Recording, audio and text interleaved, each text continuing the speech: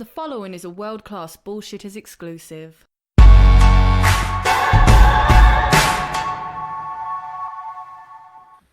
Boys, it's a beer night.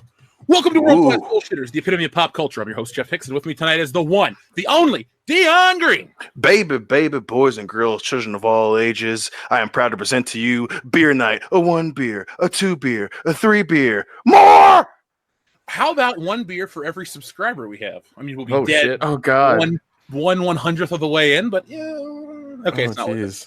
That man actually pondering the possibility of drinking 122,000 beers is the last standing Simone Big Rig, Nick Utam. I believe I can. Also, imagine how many hand jobs Dion has to still give. You might just want to fake your death at this point because that'll never happen. We need a Jergens sponsorship. Yeah, I mean, I think I Or live by Vaseline. this factory. Well, arms are going to be huge. You got to do what the listeners want if they choose Vaseline or Jergens. That's It's right. up to them, and they get to pick the scent, and you have to wash your hands in between each. We'll talk off there. These are topics. We're a sanitary. Or if they bar. like to live dangerously, don't wash my hands in between. It's up to you, man. You got to live the best life you possibly can. And finally, Kendo Slice. I wonder how many beers I've drank over an entire lifetime, and if it's even anywhere close to 100,000. Probably not, but it's at least in the thousands. I would say I'm in the. I have to be over 1,000 beers in my lifetime. Shit, Dion, you and I have definitely had 1,000 beers. Yeah, we easily have to have had 1,000 beers. I mean, probably in the first year of us actually hanging out, easily we drank 1,000 beers. Because there have been Super Bowls where we have each put down a case of beer, and there have been nights where we chugged. Never mind, we're not going to get into that. Tonight is not about us. It's not about us looking back on college. Believe me, we can still do that. We're only 29 and 30, so whatever. We're not that old. You have a kid. Jesus, it was 5 totally years old. it was totally on purpose too, guys. Totally. So if you guys cannot tell by our jovial nature, tonight is a celebration. We have hit another milestone. So I wanted to do this when we hit 120,000 subscribers, but the way YouTube works and, all these new people, we're well past it. We're almost to 123,000. So instead of saying, oh, guys, welcome to the 122,499 subscriber special, we're just going to say 122,000, fuck round numbers, and we're going to have a good time tonight. So we have a bunch of current topics. We're going to look back on an anniversary of tonight. It is the 1-year anniversary of the Moist Awakens episode. So what is it? Moist, a Star Wars story? Yep. Right.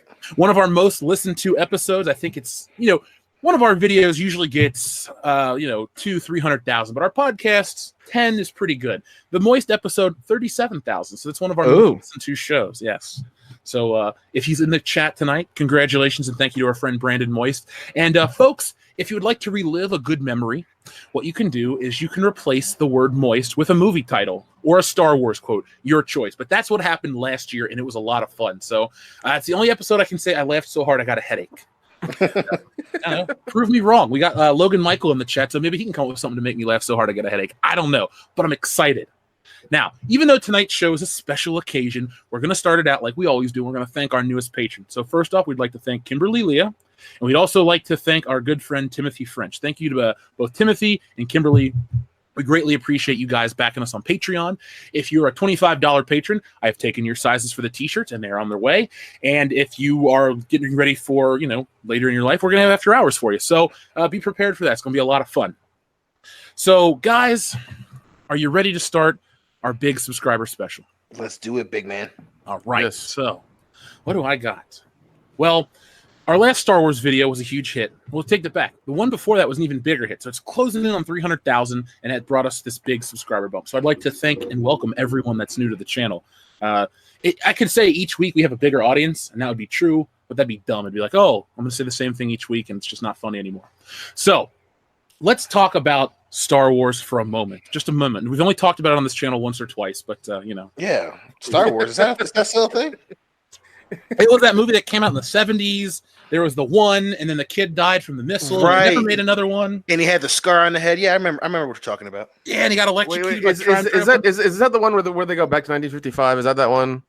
Yes. Yes. Oh, wait, Okay, sorry, yeah. That's Old Yeller. Sorry, wrong movie. Oh, Right, my bad, my right. bad, my bad. I thought all the others sounded like Star Wars. My bad, my bad. You're getting your Disney properties mixed up, Nick. Crafty Samoan. Yeah. We only had 2 tapes in Samoa, right? And they were mislabeled. You couldn't read the credits. You could. It was they were all VHS recordings. Either you got a birthday party video or porn. You never knew which one. Was it fuzzy porn? Because that's the best kind. Oh, We had to yeah. like, make out through the lines. Yep. Oh, God. I'll never forget as a kid. I was at my grandma's house and she had a cable cord that had A and B, and she always kept it pressed on A. And one day I was like, I wonder what B does. So I pressed it, and there was some lady laying on a bed naked. I was like, oh my God. So that's Oh, like hell yeah. That's one of my earliest memories in life. God. I know. So, in all seriousness, folks, we do talk about Star Wars on this channel. And today or last night or whenever it happened, since we've last met, the Star Wars Galaxy Edge theme park has opened, and I believe Disneyland, which is the one in California. And it's getting resounding mess. I mean, this isn't, the fandom menace trying to attack Disney because they do stupid shit every day that we can talk about. But this Disney theme park is not really, at least it seems, to be not catching on with a lot of people. I've been hearing a lot of complaints. I've been hearing a lot of people say, oh, it's only based on the new sequel stuff. It's only got, 3 things in one ride. And it feels like a lot of people are just underwhelmed. And like you said off air, Nick, or excuse me, Kendo, it's a lot like Disney Star Wars. It's got like 2 or 3 things and the rest kind of sucks. So what were your thoughts when you heard this news? I laughed my ass off. This is the most Disney way to handle anything ever. They clearly, want to make money from the property. I understand that. I get that. But it's just so this is them doubling down. They're like, oh well, no one's really happy with the new stuff, so we'll make a park and everyone will come around. Or we'll put some more Star Wars shit. They'll come around, and sure enough, everyone's just like, oh, I feel the same way I felt when I watched this shitty movie. Okay, let me go buy a T-shirt. Oh wait, no, I already have one. Fuck this place. Oh wait, the T-shirts are $49.99. Why is that? No thanks. Yeah, so I just love them doubling down, tripling down, quadrupling down, and fucking failing. It's hilarious. What are the prices for water? Say arm, leg, and firstborn. Is that $8 or $80 for a bottle of Dasani? Shit. I don't know. I can't see the little period. You didn't see that Dasani's got special edition Coke bottles at Galaxy's Edge? Ooh, I did not see Oh, that. well, that changes everything. Yeah, they're double Yeah, priced. that really makes me want to go travel out there and get them and come back and make them collector's items or whatever. Oh god, that'd be so much fucking money. Yeah, I don't want to guilt anyone. Like, if you're genuinely excited, do what you got to do. But for me, I look at this, like you said, Dion, about doubling down. It's just another prime example of Disney making a dumb decision, which, here's the thing. When you're forced to make a decision and people don't like it, or like with the original Star Wars, you had to make this creative choice because technology didn't exist or something. Right. I understand. You're forced to it. It's your only option. We live in 2019 where, Disney has all the money in the world. They can do anything they want, and they cut corners to rush out another Star Wars property. I mean, guys, in the audience, there used to be an old sticker, a bumper sticker, a T-shirt, whatever. It said Star Wars is forever. And you used to believe in that. And now we're at a point where it's Star Wars is a limited engagement of 4 years, and then we're just going to piss it away. And this is another time they have messed it up. And, I mean, I should be happy. It's like, Disney screwed up again. But at the same time, I'm thinking, how many times, Dion especially, have you sat down and thought, I could go to see the full-size Millennium Falcon and walk and be inside of it? And how many times did you get excited thinking about that? Yeah, man. I mean, that's what's so weird is you have iconic moments, you have iconic characters, you have iconic elements of the original trilogy, and you have a few from the prequel trilogy. You have moments that everyone can agree that people want to see. You don't have that with this new trilogy. And I think we should say trilogy because obviously 9 is going to come out later this year, and it's pretty much a done deal that they all know that their backs are against the wall and they're in the corner there that they painted themselves. But you don't have that with this one. Stop trying to make it happen. It's like we're watching the Star Wars edition of fucking Mean Girls. Stop trying to make this trilogy happen. It's not going to fucking happen. I don't care that your mom works at Lucasfilm. this film, it's going to suck. And you know, this idea that, okay, we're going to make them. And again, like I said, I at least get the thought process of we want the idea of Star Wars to be the version that we put out after we bought it. I understand that you want to make that money. I get it. You want to have the credit for Star Wars for this generation, but you failed. You have fucked it up. No one's gonna go and see, you know, the poor actress that you fucking hired to play Rey. No one wants to see her. No one wants to be her. The people who do want to see and be her are 7 years old, and then they're gonna watch the original trilogy, and they're gonna want to be Princess Leia because she's way fucking cooler. The continued fuck ups and then the doubling down that we're going to make them understand mentality is hilarious. Here you are. They've spent hundreds of millions of fucking dollars on this goddamn theme park, and then no one really likes it. It's going to be the second or the third thing that people want to go see at fucking Disneyland. And that's hilarious when they want it to be number one. You know, when we're talking. Yeah, and what is it like? I kept hearing that over and over again. I think through all the stuff that we were seeing as well. It's like it's going to be the most expensive part of the park. It's going to be the most expensive thing, I think, in the Orlando park as well, because they're going to make their whole little facility out of it and make it a place where you can, like, with hotels and things, you can stay and everything. So it's going to be the most expensive one. So you're really limiting yourself to who can be there and, you know, who can afford to do everything. So, and the fact that you fucked up the one in California already, I mean. You fucked up something in your own backyard? How idiotic is that? Right. That's ridiculous. It's there. You have all the resources there, and you fucked it up. You couldn't just be like, oh, you fucking like, George Lucas lives in California. How hard is it? Holy him up. shit! Yeah. Like George, was the house supposed to be square? Now it's round or something? Like what's going on? You want to live in a donut? Fuck it. You get money, get crazy. What are you, an art critic? Perfectly integrated. 2 Perfectly points to integrated. anyone in the chat who can get that movie quote. Boom. Oh god, that was great. No, but here's the thing, dude. Let's go back before the Disney acquisition of Star Wars. If you would have told me when we were 20 that that George Lucas was going to build his own Star Wars land theme park, that would have excited me more, because if you're going to do the entire Star Wars saga, you have the possibilities are endless. You could do a Star Wars park bigger than any Disney park. You don't need to worry about. Dude, you kidding me? USA. Yeah, You could literally do Tatooine, which has got Mos Eisley, and you can even have Mos Espa on the other side. You have a fucking pod race or some kind of parade race that goes through with alien creatures every day. You could go over to the cantina and get drunk. You could go down to I don't know, a Mustafar tanning bed. Come up with anything. There's certain possibilities and things you could glean. I mean, there's No.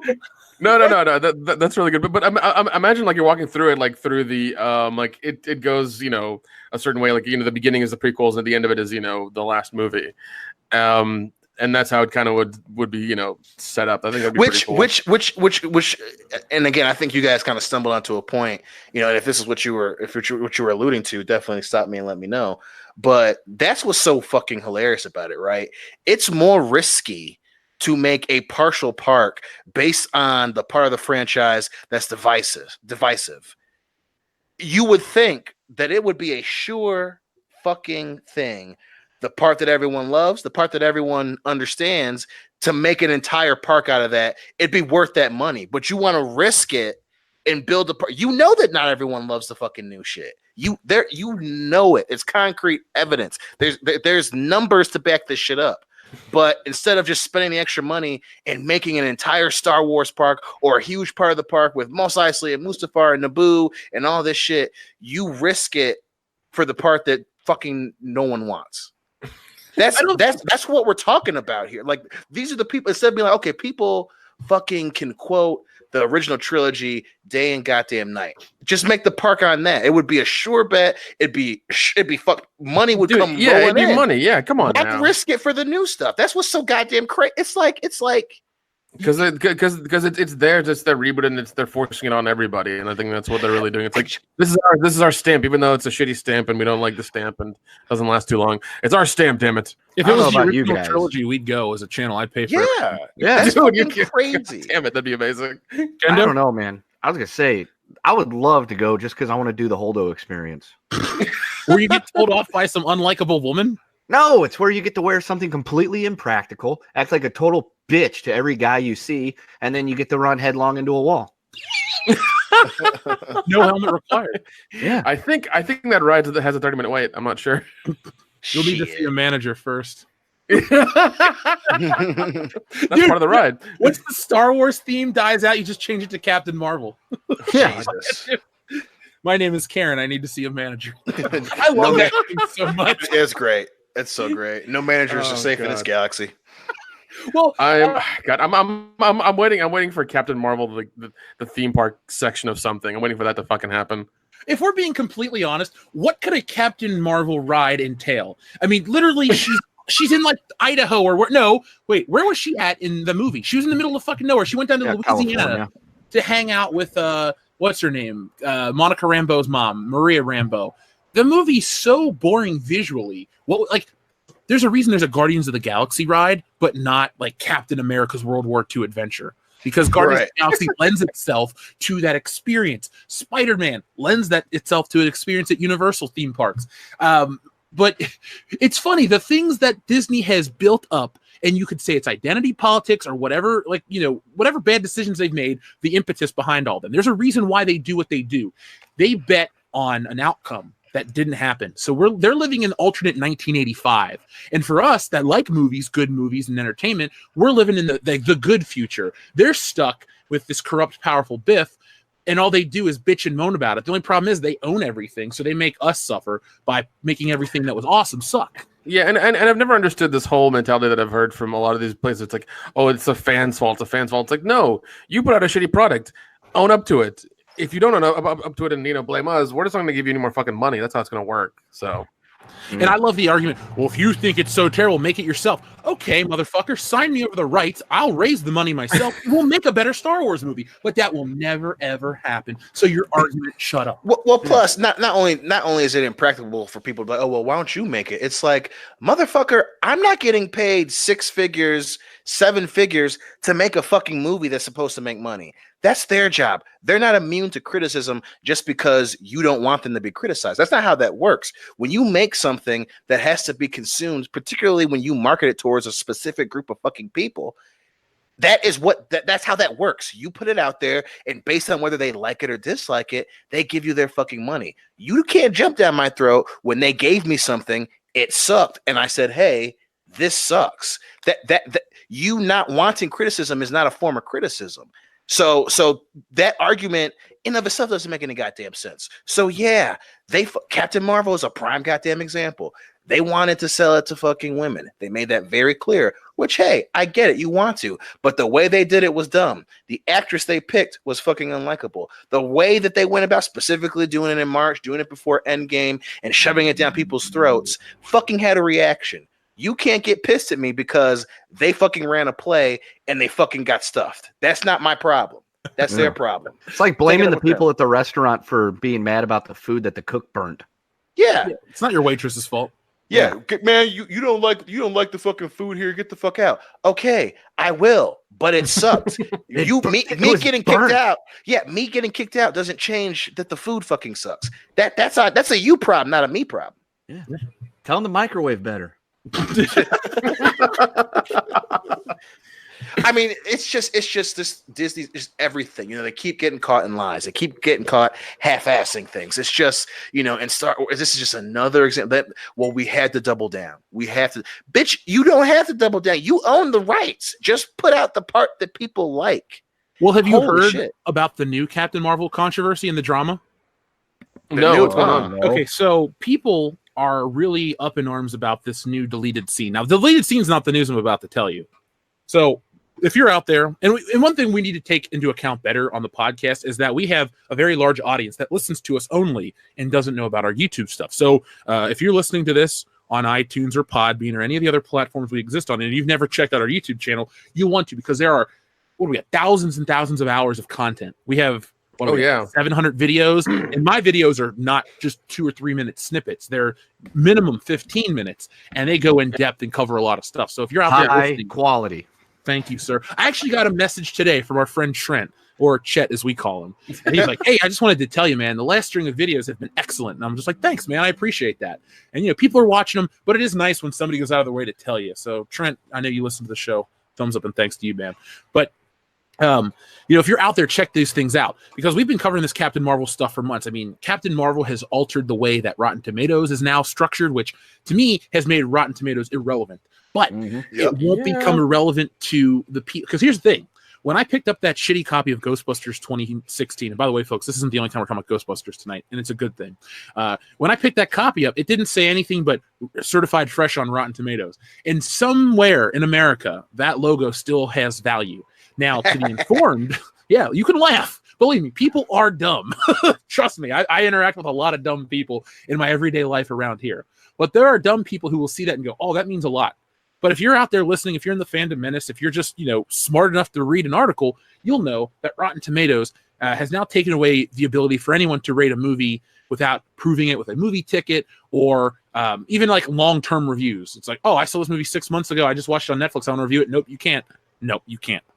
And that all comes from the Captain Marvel fiasco.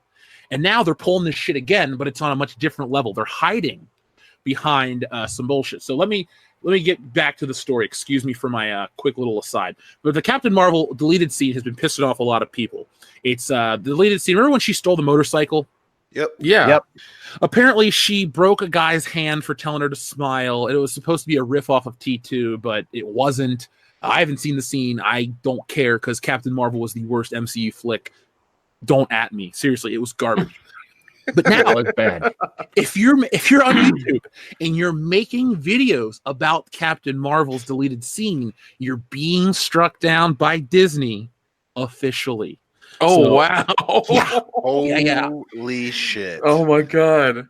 So if you're in the chat, folks, this is something to be concerned about because it just goes to show you what Hollywood's ideology is. It's to promote an idea that if you don't agree with, they will go behind the scenes and every other which way they can to shut you up. And it's not about hating just Captain Marvel. Look, it was a shit movie and Brie Larson's unlikable. But the precedent it sets for a lot of things is very dangerous. It's going to embolden a lot of people because it made $1 billion. It also made money off of the Marvel franchise and the fact that Avengers was next, and you told us it was must see. But then you see it and you see Avengers, and they wrote this woman out of the fucking movie. So you lied, Hollywood. But here we go. I got a screenshot from one of our friends. This is from a YouTube channel that has 193,000 subscribers. So they're doing slightly better than us, but they don't have the Fandom Menace. But they got their video was taken off of YouTube, and it was copyrighted by Disney themselves. Manually claimed. Oh, wow. Wow. Well, hold on. Let's see. It says it's been blocked and it can't be played on YouTube, and it says claimed by Disney. This is a screenshot that's partially cut off, so it might not say manually, but there's more text underneath. But I'm going to send you guys the image so you know I'm not full of shit. But this thing has been claimed on YouTube over Captain Marvel situation, this criticism, and I don't like that at all. You shouldn't. No. And that's the funny thing, right? Because that's why they keep saying the tagline that they were saying for fan interaction. They keep saying fan interaction, and then when Infinity War made $1 billion. It was well, I thank the fans and congratulations to Marvel and blah blah blah blah. And they keep specifically saying shit like fan interaction and fan appreciation and we appreciate the fans. And they pull this shit, which again, and don't think it's because they want to shut up the trolls or some white knight altruistic bullshit. No, they want to make money off of dumb people. That's all that's about. It's not about, oh well, we want to knock down internet trolls and their negativity. No, they don't want someone to talk about the deleted scene knowing that it's fucking dumb and contradicts everything that Kennedy and Brie Larson and all those fucking commercials on Facebook said, when it proves that, hey, they fucking don't know what they're doing. They made it up. She's breaking a dude's fucking hand about smiling. They don't want that hurts the bottom line. That hurts the fucking narrative. That's what it's about. They're not trying to be the good guys here. They're doing exactly what we would assume the Empire or any other fucking evil ass entity would do. Shut the fuck up and buy our shit, period. Yeah, and it's entirely bullshit. It goes against free speech and that, in our First Amendment. We're criticizing what you made because we can. If you don't like it, well, tough shit. You know, I'm sorry that you have to go to these lengths to remove a video from one person online somewhere. Like, this is ridiculous. I mean, I see what is happening more and more, but like, this is just horribly ridiculous that they have to go to these lengths to, you know, prove their dominance over media. And why her movie? Why is she so fucking important that you're doing this only for this movie? Like, it's They so want the weird. girls to pay money, buddy. That's it. Yeah. I mean, it's a very hard sell to say, hey, we want to change movies. We want this character in Brie Larson to change how movies are made. But then when you have a deleted scene where she's breaking a dude's hand for saying not to smile, that's like, wow, wait, that goes against what you've been selling me for the last year and a half. That goes against what Brie Larson's been saying. If she's so altruistic and so open about speaking out against, you know, fucking stereotypical roles, she didn't say anything about this. This made it into the movie. Now it's a deleted scene. You know, hey, that moment, that's an example of their bullshit. That's a fucking proof positive of their bullshit, you know, and you can't have people talk about that. You want them to spend money. So, well, the girls were already coming to these movies. I mean, the Avengers, every Avengers movie has made over $1 billion before there was even a Captain Marvel thought in anyone's mind, because I believe this iteration of Carol Danvers is a 2012 creation. I know the character Carol Danvers is from 1969 or 7. I know it's an old character, and she was Miss Marvel for decades and decades and decades, and then she was sleeping thanks to Rogue. So Rogue come back and knock this bitch out. But the character was, you know, whatever. These movies were making tons of money. Dion, you and I, you know, we have a lot of women in our lives. Yeah. I don't ever recall Hillary, your wife, who likes comic book movies and these characters, lots of them, and knows a lot more than most people do. She never went, you know, Dion, it would be really great for Captain Marvel to be represented on screen, because people don't fucking talk like that. Nobody sits around and thinks, I can't wait for X, Y, and Z to be represented. No, you don't. You're full of shit. Go on your fucking blogs. Like, people, they go on and I'm sorry, I'm just getting pissed off about this. Yeah, it's really Listen. I can't huge wait for overreach. a superhero to come and, you know, to come and make movies. Oh wait, that's already happened. Yeah, I mean, it's an overreach where they're just trying to control a narrative and, you know, push an agenda. Well, not only that, we love the horse we love to beat to death was Mundane Matt. Fucking striking down videos. We quote that goddamn video. It's hilarious. Why? Because you had someone that may or may not be in the comic, by the way. Please let it be. Lord God, Jesus, let that be in the comic book, please. No, wait a minute, Jeff. Oh my God, Jeff, no. It's so funny because you have a dude who came off as a giant fucking man baby. I don't like what people say about me. I'm gonna try and impede on what some people do to make a living. I'm gonna fucking claim their goddamn videos. Now here you have a fucking $1 billion company doing that. It doesn't change just because it's a group of people who make a lot more money.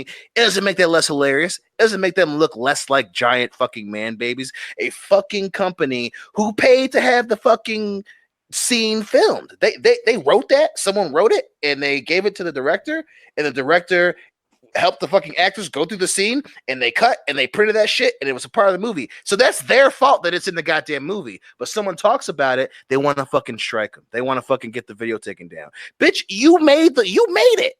How is this my fault if I talk about it on YouTube? Look, if they have their loopholes, and, you know, at the end of the day, they're only going to tarnish the legacy of this movie. If it has to have a legacy, it'll be like Ghostbusters. And it's not because sexist dudes on the internet ruin the legacy. It's because you make garbage. The media defended your movie. People are smarter than you realize, and they just watch it crash and burn. Yeah, and it's the weirdest thing because, you know, like, I remember watching it night of, and barely anybody was there. And I never talked to anybody who's like, oh, you know, it was the best movie and it was awesome. I've never talked to anybody who's like, oh, it was really good. They've always been like, it's okay, or it sucked. And then all of a sudden I hear a little while later that it made $1 billion. I'm like, how the fuck did it make money that quickly, faster than Black Panther did? Because Black Panther, I remember, like, those theaters were packed all the time, consistently for a month. Like, it was ridiculous. Yeah, and let's be honest, Black Panther has been a cultural thing for 50 years. Not Captain Marvel. Sorry, folks. I'm not gonna let you be lied to. about Well, that. and that's another good example, right? Because at least with and even for us, we hated how like how whatever we've said what we said about Black Panther or whatever, but at least there was a fan base, there was a following that was bigger than a group of people who sometimes talk about Black Panther. Like Black Panther was a notable character. Then you have Captain Marvel come out of nowhere with like it's like the fucking Roman Reigns of goddamn movies. All of a sudden, with this giant push from Disney and Marvel, and everyone's just like, "What the fuck?" And then you have these people who, writing on the blogs like, "Oh my god, it's about time." Captain Marvel was a great character. Articles written by people who never read comic books. It was very clear they never read comic books. Who had to fucking look up who Captain Marvel was and explain it in those very same fucking articles because they know no one knew who it was. And then you have Brie Larson running her mouth, and sure enough, the movie comes out, it gets straight up forgotten about after Endgame, and then boom, here's a deleted scene, and then everyone's like, see, we told you were full of shit. That at least that didn't happen with Black Panther. There wasn't some random deleted scene of a white dude in a 7-Eleven and T'Challa fucking beats the shit out of him or something. They didn't sabotage their own fucking movie. T'Challa's such a good-natured character. Like, I don't see him doing that. Yeah. Look, if you made a dude that was this shitty of a human being, comparatively speaking to Captain Marvel, we'd still be complaining about how douchey. Oh yeah, dude. Was. Oh yeah, of course. Like, you don't need no one complained about Wonder Woman. She kicked ass and was fine, and everyone was happy at the end of the day. It was a good movie. Yeah, we're all excited for the next one. I wish it was out this year, not next year, but whatever. You wait. Shit. What? It's you love, like, the best way for someone to fail is when they do it on their own. Like, you don't have to sabotage them, you don't have to talk shit, you don't have to get word of mouth. It's just so fun, especially as someone you don't like, tripping over their own goddamn feet and screwing themselves out of something. And I just, Disney with Marvel and with Star Wars, it's like, you guys are fucking writing our jokes for us. Holy shit. It's very true. Them spearheaded by their their frontman Jimmy Kimmel. Like, everything in the Disney camp just reeks of fake. Ugh. It's funny too. We got on this tangent talking about Disneyland Star Wars. Right. I mean, the shit goes together. The shit goes together, man. Yeah, it's all shitty. Yeah, it's all a bag of crap. So let's take a detour. That was not a Star Detours reference. That just kind of happened naturally. And let's read our first super chat of the night from our friend Logan Michael Anti-Funko Pop, who says, Pop, super gay. Congrats on 120K. That rhymed, Logan Michael. So thank you. By the way, guys, he sent me a Knight Rider action figure, Michael Knight. Like, I have a David Hasselhoff figure from the 80s. and it's in the Kenner baggie, never been removed. That's dope. Yeah, I'm not going to take it out. I'm just going to leave it in here, but it's fucking crazy. Thank you, Logan Michael. By the way, folks, I will finally sit down and make time for the P.O. Box video. I've been working on comic pages trying to get that out. And if you followed us, backed us on Indiegogo, I have released an update about a timetable and everything, and it's getting real close, so get excited. Darth Vader's disembodied charred phallus says, Day 62 on the shores of Mustafar. It's so hot, so dry. Help me, Padme. You're my only hope. She did. You killed her. Oh, I love that account so much. we have listeners that come up with the best screen names. There was the one that was like Chewbacca 0824 the Virgin. I randomly said that, and somebody made an account. And then we had Darth Vader's disembodied charred phallus. We got Coconut Jeff. We got all kinds of crazy accounts. I love them. I think there was one guy that was like, "Hey, isn't that Devon Graham?" And I instantly was like, "Oh my god, a Halloween fan!" I got really excited because no one ever talks about that movie unless it's the season of Halloween. That's true. Did you see they've been adding more names to Horror Hound? Yeah, man, I'm real excited for it. So, folks, if you want to come meet us, yes, Horror Hound, September 6th through the 8th. Yep. And it's a party weekend. It's a world-class bullshitters. Wherever we go, it's going to be a fun time. So, oh yeah, Steve Ogg from fucking GTA, and the Tick, and the Tick, yes, and the Tick, yeah. Because I saw him, I was like, is that the dude from GTA? Oh yeah, it's fucking him. I want to have a beer with that guy and ask him stories about Grand Theft Auto's creative process. Yeah, I know. Which, by the way, folks, get hashtag save the tick going on Twitter. Yeah, can we just take a moment and say, if you wouldn't mind, please just use the hashtag save the tick, because the tick has been canceled by Amazon. And unlike a lot of shows like Game of Thrones or Dexter that get shitty at the end, the tick only had 2 seasons, and the second season is better than the first, and it ends on a cliffhanger. So for me and the millions of other people, tick fans, if you will, comic book fans, do it for your fellow fan. Let's get hashtag save the tick trending, because Peter Serafinowicz was the perfect tick. Whoever plays Arthur did a great job. I loved every side character from Danger Boat on up. They were all great. And Kendo, which is Alan Tudyk, by the way. Oh, that's him? Yeah, he's Danger Boat. Yep. Shit, I love Alan Tudyk. Yeah. Only we could have run into him at Star Wars Celebration instead of Donald Faison. Yeah. You were pissed about that, Nick, because you love Scrubs. I was pissed about that because I left for a little while and then it came back because I remember seeing him on the screen. I was like, oh, it'd be cool for you. And I walked through, and then told me to walk through, and I was like, oh, of course. When I leave, he's not there. Of course, every goddamn time. The Grand Inquisitor says, "Can I get a MF and party boob for my homies?" Here's your party boob, Grand Inquisitor. Party boob. Yes. That is not dying. That's going to be one of our first T-shirts. What it'll say is it'll say booby trap, and then it'll be one of those mirrored images. It'll say party boob underneath. You'll be like, oh, shit, I never realized that.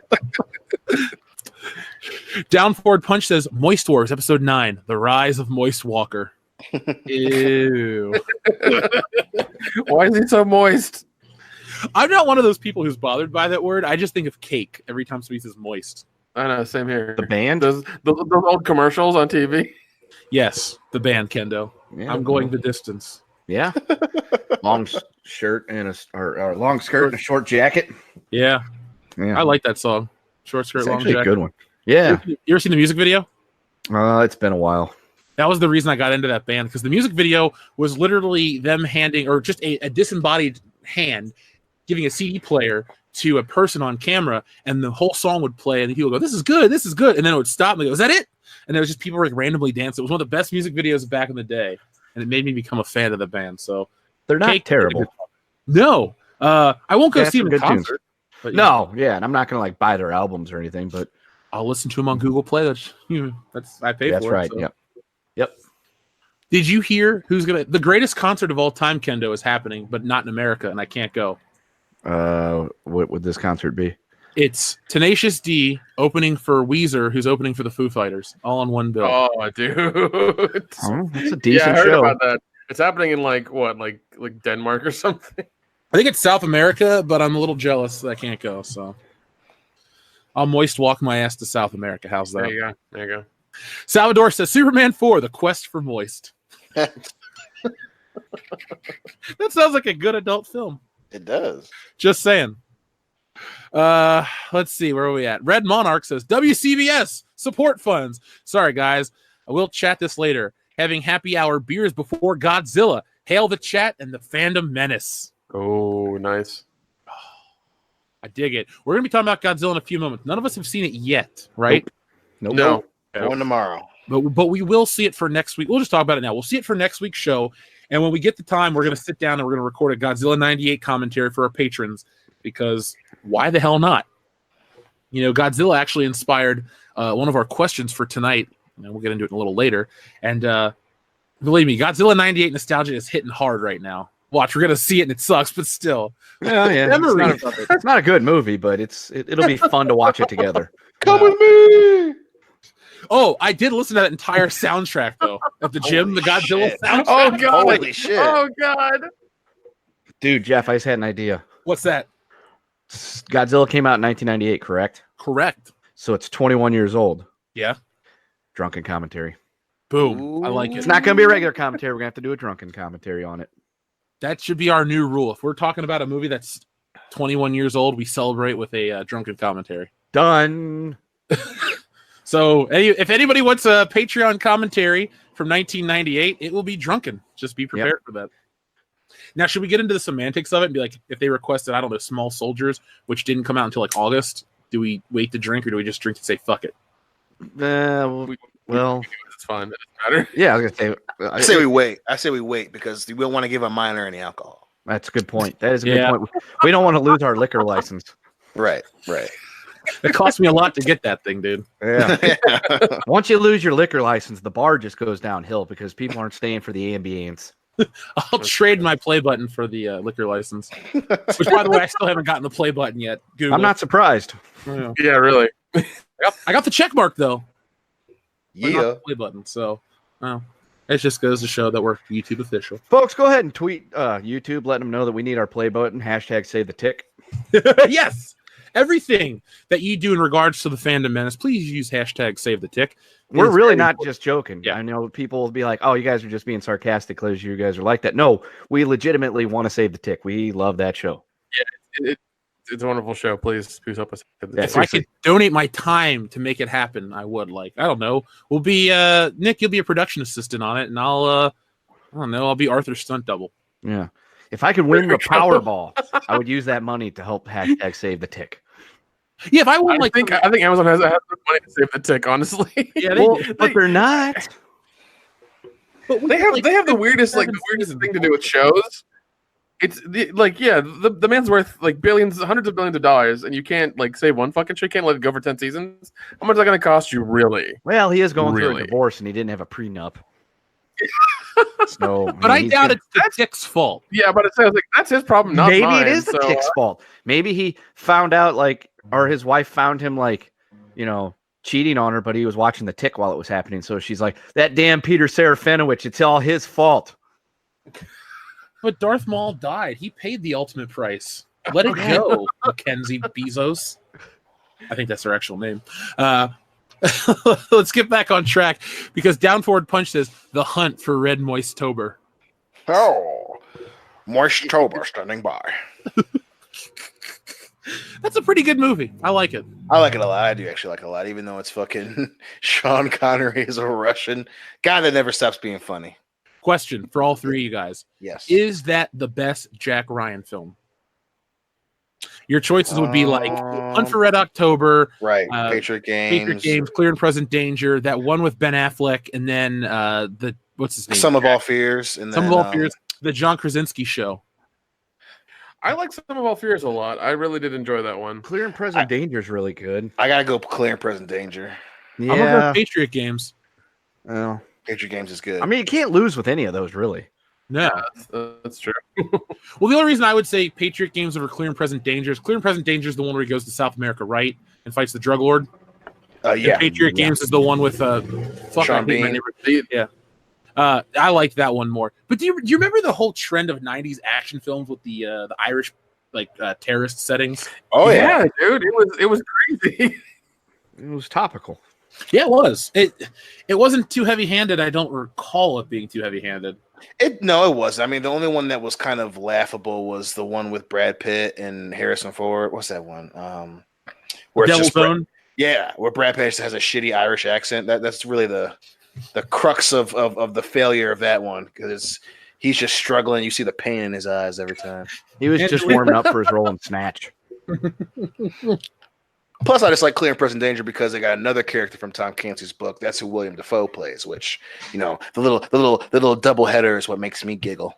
Oh, dude! Speaking of books, I pulled a card from your deck this weekend. Ooh.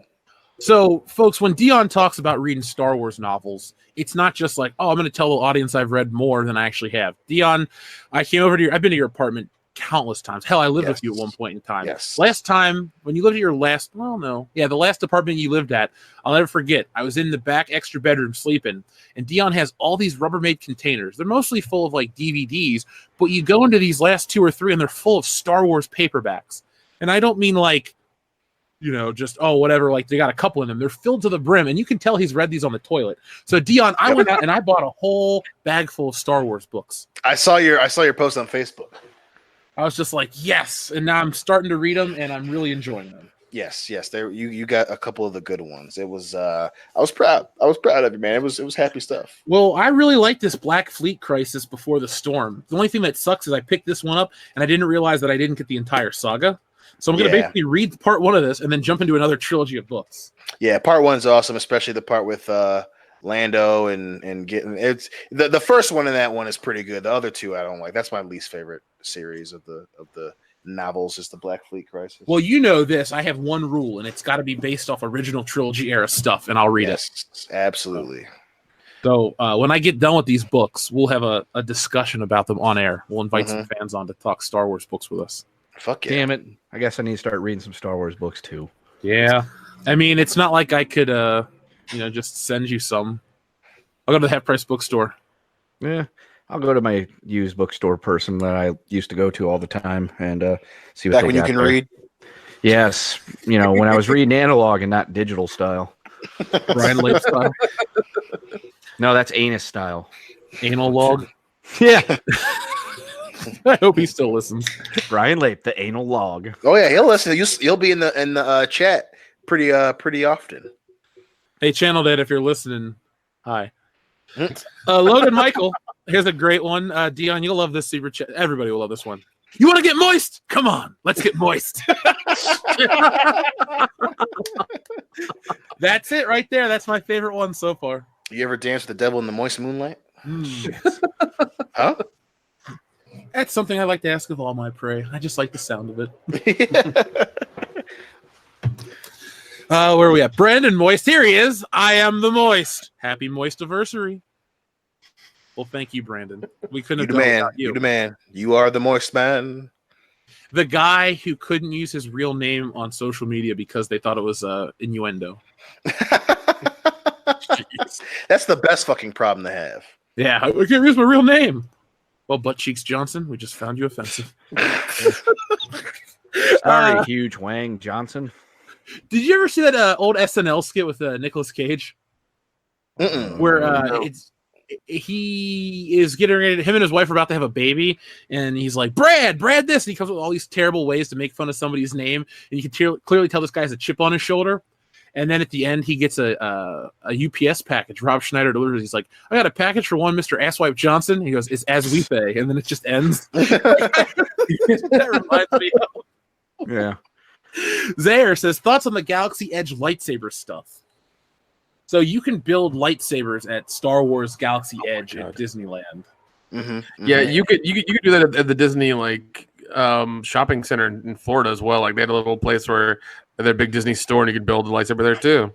You could get a fluorescent tube and paint it and then just put a flashlight on it and do it for way cheaper. That is the most Appalachian shit you didn't ever say on this show. I'm not from Appalachia, so Do you eat your cheeseburgers on white bread? Nope. I use buns. Okay. Do you use wheat bread for buns when you eat your hot dogs with your fucking painted Globetrotter fucking lightsaber in Appalachia? So Globetrotters Harlem, not Appalachia. So you just contradicted yourself there, bub. No, that's just because I know that's where y'all know where all the colors come from. No. Didn't grab my lightsaber out the kitchen. I gotta show these dudes how them. I ain't gotta go to Star Wars Celebration to see a fucking expensive ass lightsaber. I'll make it for you in 15 minutes, son. Literally, no one around here talks like that. Maybe it's like a British accent thing where they don't have accents. We think they have accents. So, No, I would have noticed it. I don't have a damn accent, guys. I know what the fuck you're talking about. It's just how I talk. No. I just want to point out that, I was trying to keep people from giving Disney money, and Dion's trying to endorse giving Disney money. Just saying. No, wait a minute. Hold on. I fail to see the parallel to, I see it from a certain point of view. Oh, shut your mouth. Oh shit. Dion, what are you drinking tonight? Right now I'm just trying to save my Oberon, so I'm just drinking the High Life right now. Oh, I got like champagne tequila. beers. Yes, sir. And I have the tequila that I aged in my barrel in a nice glass here. You own a barrel and you age your own tequila? Yes, I do. I'm a man of many talents, sir. Where was this information months ago? Yeah. I forgot.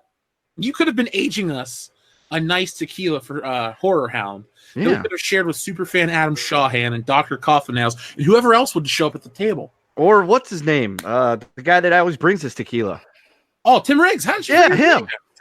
Yeah. Well, I can still. We got till August. I can start aging some. We now. have until September, but I mean, even that's better. irrelevant. Even better. I That's mean, we could have. longer. I mean, we could have had it back in March. Well, I mean, obviously, I dropped the ball on this one. Okay. Clearly. Since you admitted it, you know, let's Listen, move on. go ahead and start Yeah, we're aging past tequila it. for next Horror Hound in Cincinnati. All right, just go ahead and do Right. it now. Yeah, we're past it now. We're gonna let it go. Yeah, you fucked up. We're gonna let you pass though because you're gonna do it for Horror Hound Cincinnati. Why don't Yes. you do us one better and make us something ridiculously strong for next WrestleMania? How's that? Okay. There we Okay. go. I like this. I Or like this. just bring us a bottle of like El Jimador, Blanco, and just be like, "This is the stuff I made." And be like, "Wow, it's some good stuff. Good way to go." Wait a minute. Trademark Mexico. What? Well, guys, I was kind of busy and I drank it, so I bought this shit. So I went down to Mexico and then I had a guy I know make some. He must have left the stickers on here. That's what this is. Yeah, fucking Paco. God damn it.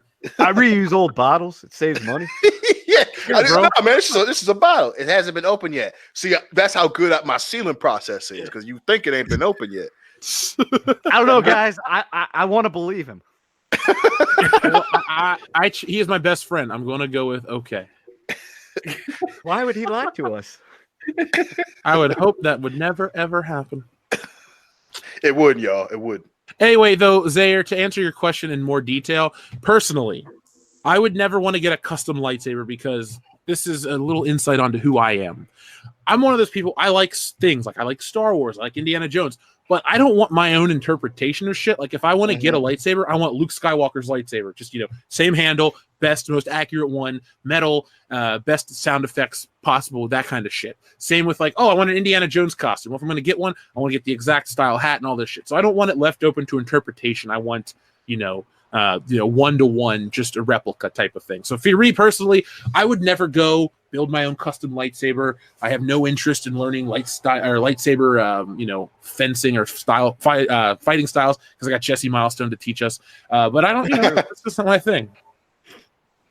No, I agree. I've never been someone like whether it be my favorite movies, sports. I'm not someone that's gonna go get my fucking name on the back of a jersey or this is I'm like a Jedi Knight. Like no, bitch, give me Luke Skywalker's lightsaber from fucking Return of the Jedi. I want that shit the same shade of green.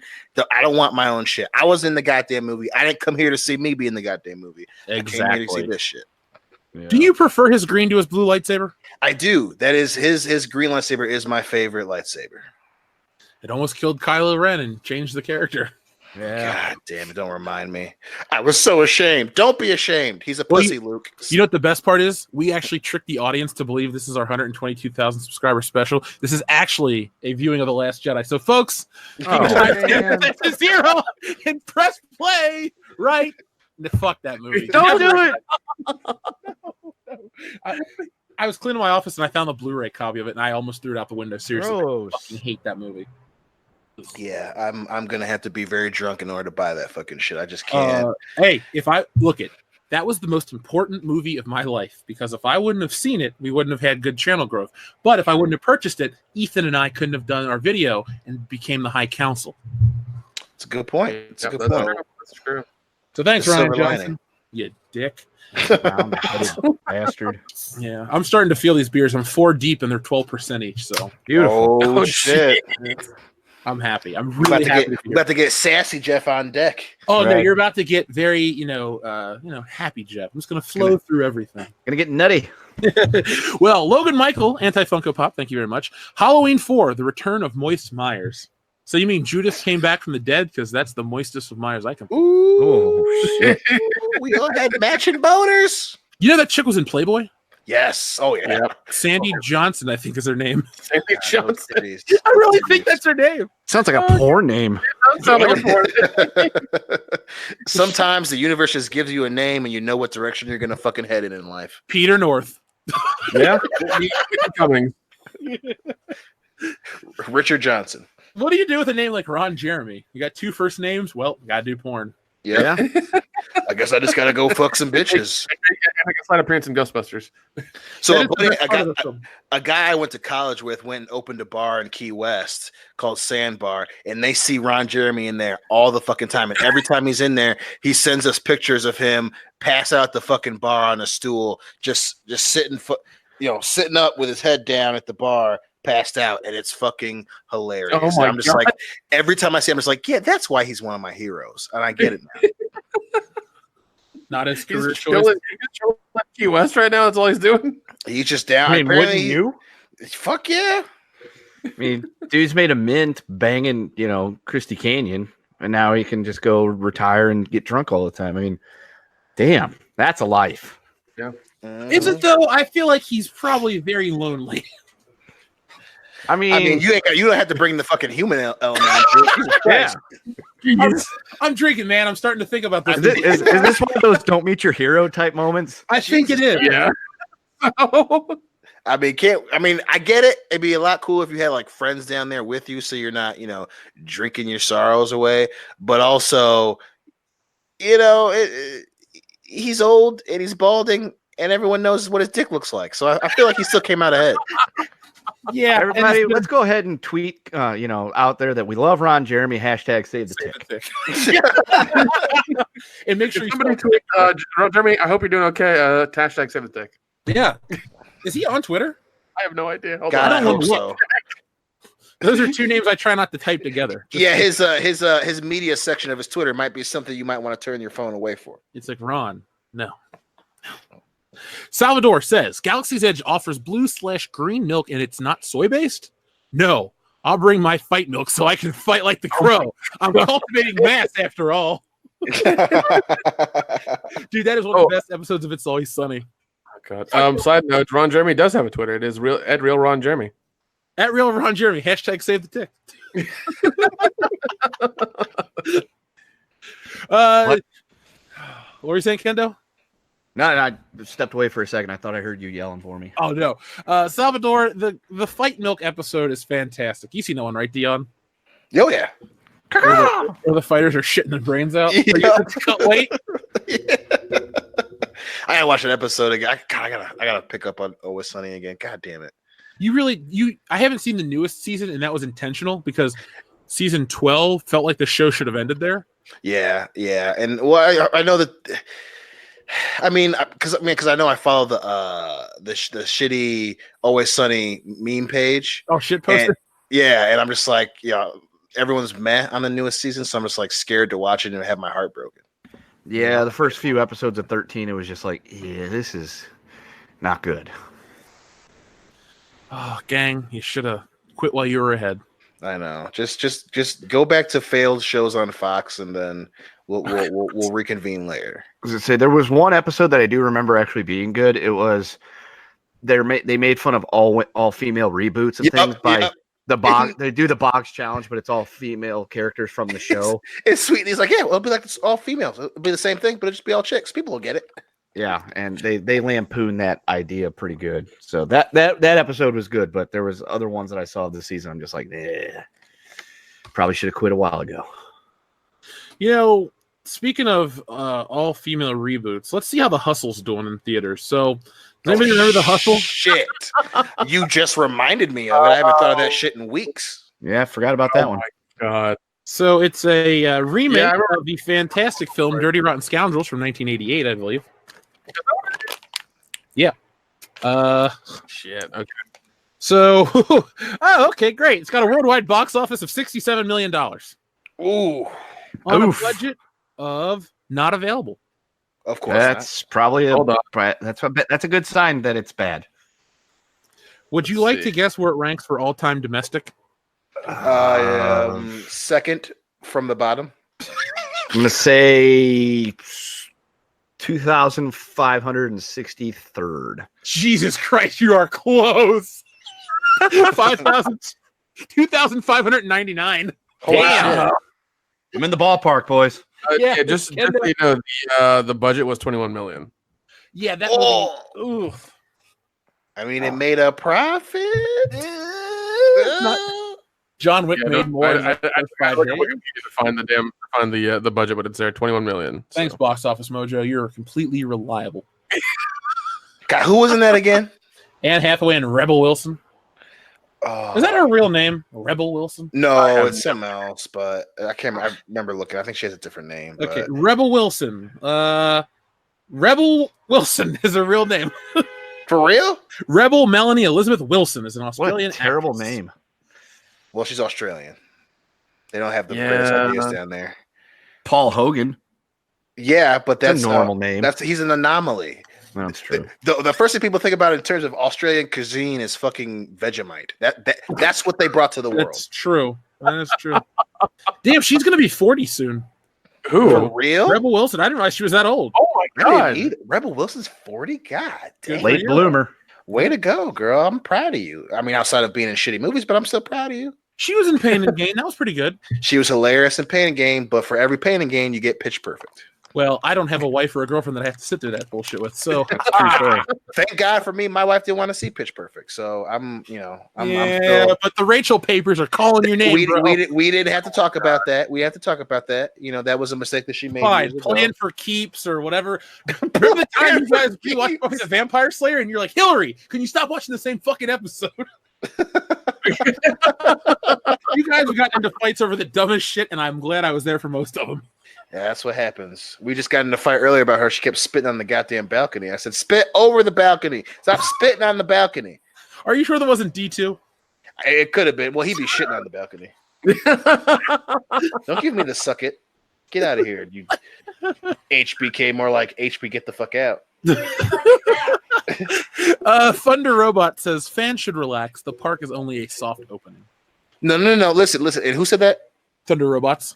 Thunder, listen, let me tell you something. In any other situation, I'd agree with you. If they'd came out with this shit before episode 7, I get it. But they can't have soft opens that go bad. They can't have premieres that go bad anymore. We are well past the point where Disney can make these mistakes. Fucking episode 7 was bad and shit all over the Star Wars name. Return of the Jedi was fucking terrible. No. Or not, excuse me. Last Jedi. Last Jedi. I keep mistaking it for the movie they wanted it to be. Last Jedi was fucking terrible. Solo was a goddamn dumpster fire from pre-production through post-production. And then now you have episode 9 where they waited until Star Wars Celebration, and again, it looks like shit. So they cannot afford to have these reveals be lackluster. You can't have that. It's unacceptable for a billion-dollar company. Period. Well, in Thunder Robots 2, I'm not arguing about the soft open aspect, but another complaint I've heard is that it's very crowded on the soft opening. So when the fans get there, it's going to be a nightmare logistically. So we'll wait and see, but all signs point to, that's all I can say is they messed up again. Yup. Darth Vader's disembodied charred phallus. Again, thank you very much. Day 83 on the shores of Mustafar. The charring has made me completely rigid. I haven't been this stiff since Anakin was killing younglings. I just want to point out that guy went through 21 days in the course of like 45 minutes. Time's different when you're a disembodied wiener. Yeah. The gravity different. Time goes by quickly. It's a whole thing. Apparently, Mustafar's spinning really damn fast. It's Star Wars. So we just let it go. Oh, Dion, one of those books I bought was a vintage Star Trek novel. Holy shit, which one? I think it's called The Triangle. It's like really old. What was the date it was published? 1970 what? I don't know if it was where are we at? Oh god. Oh, 1983, excuse me. Oh wow. Captain Kirk has the perm on the cover. Oh fuck. I've just been in the mood for sci-fi, man. I dig it, man. I dig it. Nice. Got yourself some Star Wars, some Star Trek. I'm so excited for the new season of Black Mirror, said no one ever. Ugh. Damn. I do want to see the new Twilight Zone in its entirety, so I can make a video about that. So yeah, I was actually going to ask that. Does anybody want to watch it with me? Because I've seen some episodes already, and it's just like, oh god. Well, I would like that because I actually have a really. Here's the thing that kind of sucks about YouTube. You can put out videos that are topical and they'll get 1 million views in a day. Then you put out something that's really important, at least to me. And, lots of people will watch it, but not as many people. And I'm like, oh, this is one you guys got to see. So when we do the Twilight Zone one, I want it to be seen by a lot of people, but it's too important that I just don't give a shit at that point. Like, it's just got to be made the right way. So I want to watch these shows with you. I want to go back and I want to make this video. Yeah. We'll get them and we'll watch them because... So yeah, some of them are just like, oh my god, and like it seems like each one, the ones that I saw anyways, made references to older episodes at some point. It was just like, why are you making references to older episodes like from the original series? Like, I don't get it. Why did J.J. Abrams and Roundhead make references to the original trilogy? Money. And for us to go, oh man, I remember that episode. This is so good. What was the name? What was the name of the episode with William Shatner in Nightmare at 20,000 feet. Okay, they remake that one, and it's really fucking stupid. They remade that one before too. For some reason, that's the episode that they keep because even in the early thousands, the Forrest Whitaker when they remade that, and again, in the movie, what was the premise for that? Was it still like a monster or creature or something? It was a gremlin. Yeah, you guys know who directed it, right? Richard Donner. That's right. Oh, the patron saint of our channel. Yeah, thank you, Richard, for all 122,000 122,000 subscribers. We couldn't have done it without you, Richard. So that's right. We're not too old for this shit. All right. I gotta watch this new Twilight Zone crap with you guys. What we'll do is we'll watch it, and then we should do a commentaries for it on Patreon. We can do that. That way, people want to join and hear that. So yeah, and they're I need somebody else to watch them with because some of them are just like, oh fuck, and there's like one or two I think that are okay, but some of them are just really fucking heavy-handed. It's just like, I know what you're doing, just stop. Well, we'll get into that, and we'll start ripping apart the heavy-handedness of entertainment. Suffer with you. Yeah, that's what we do. Bullshitters for life. That's right. A Down Forward Punch says American Moistery X. I think that happened in the shower. Put your mouth in the fucking muff. Yeah, I mean, you don't have to tell me twice, but okay, lady. Say American History Moist. That would work better. That's better flow. You know, speaking of moist, things that wouldn't make one moist. Did you guys see that photo on our Facebook page of Lena Dunham naked in a park? I did see that. I saw that at the worst possible time today while I was at work. Oh. Well, yeah. I was going to eat lunch and I took my phone out, checked my notifications, and I saw that that was the first thing that popped up. I'm like, I'm not hungry anymore. Yeah. We should craft a diet called the Lena Dunham diet. Every time you want to eat, look at this photo. Nope, not gonna eat. Nope. Carbs are bad. I'm out of here. Dion's pound cake. I dug it, so I was like, oh. Hey, it's for an audience of one. Right. I'm cool with that. Somehow I was the person tagged in it though. That's what I love. You always get tagged in all that shit. That is a good point. Even I like how they said, "Yo, make sure you have this for Dion," but they didn't tag me when they said Dion. They just tagged you. Dion, a moderator of the page that gets to see every post. Yeah, but I'm like, okay, thanks, buddy. Right here. Thanks, Jeff. Appreciate it, buddy. I'm just I get tagged in some of the weirdest shit on the Facebook page. I was like, all right, well, I didn't do anything here, but okay, I'm tagged. Whatever. Brandon Moist says they could have Camino for us moists. It rains all the time in Southern Camino. I knew what song you were referencing too before you even said it. Commander Cody 17 says J.J. Abrams looks like Arthur the Aardvark. Yeah. Which rendition? Like the cartoon one or the original book where he book little Aardvark? Oh, ugh. Was it Mark Brown was the writer? I used to love the Arthur books. Hell yeah. I have an Arthur action figure. That's probably one of my weirdest action figures I have is Arthur. Yeah, it sounds like it's the weirdest action figure you got. I got it at a Toys R Us. Which, is no longer with us. Oh, you want to hear something sad? My Toys R Us that was still standing, they finally took down the sign and changed the color of the building. Damn. I think it's going to become a Staples now. Ew. What an excellent transition. Not. That's right. Alan Black, thank you very much. Let's get Teddy Spaghetti to write the trilogy. He means the new Star Wars trilogy. Oh. Instead of Benioff and Weiss? Well, I mean, because I don't know. If you didn't have faith in the Star Wars, the newest Star Wars franchise now, and those guys are going to write it, I mean, they already fucked up the end of Game of Thrones. How do you think they're going to treat Star Wars? Yeah, I was going to say, with no source material, they totally screwed the pooch for 3 seasons. Climate where they can they're gonna. It's not gonna be good either. So if you're hoping for it's these guys, it's gonna be good. No, it's not. Oh, it was only good when they were going off of Martin's work. Nah, the season 7 is just shit out unjustly, but yeah, that season 8 was just a goddamn dumpster fire. It was a dumpster fire. I love how everyone was so excited to watch that first episode in Chicago, and I was just like, "What is this?" Yeah, same here. I was like, "What's going on right now?" I'm just rolling with this. I riffed on it. I was having a good time. I know Anna was getting pissed. That Star Wars girl. I loved it. She never had a dragon lady pussy. You ever fucked a dragon woman, boy? Dude, I totally wrecked Dion's like evening just with that because he was like trying to get into it. And as soon as I said that, he was done. He was like, "Nope." It was good, man. It was fucking hilarious. I'm no longer being able to take anything about this show seriously.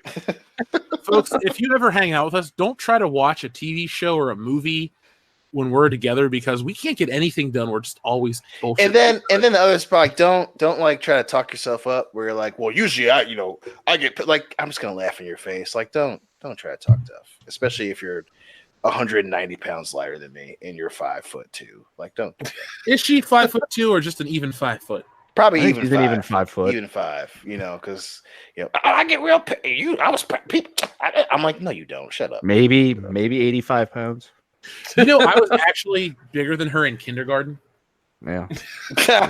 Just to give you guys a perspective, like preschool aged me was the size of that Star Wars girl. And you had a beard. Yeah. No, I still can't grow one at 30, so that's a lie. Yeah. She did not feel heavy. Oh yeah, you got squished in the back with all of them. Yeah. Yeah. Nick, speaking of shows, Stranger Things is coming out quite soon. Season 3. We got what? Oh god, dude. Yeah. Did you see the promotion Coca-Cola is running? Yeah, well, and also Polaroid's running one as well, where the Stranger Things Polaroid camera you can get for like $160. Yeah, but the difference is I bought the cans of new Coke last night, so oh really? I bought into that. I can't wait to try it because I've had Crystal Pepsi and now I get to have new Coke. Oh yeah, I really do love that. I now know what I'm doing tomorrow on my day off. Screw the plans I had for getting shit done. Nope, I'm gonna drive around looking for new Coke. No, you got to buy it online. Oh. Yeah, it's $20. You get 2 cans of new Coke, 2 cans of Coca-Cola, 2 bottles of Coca-Cola Classic with Stranger Things on it, and like a poster or something.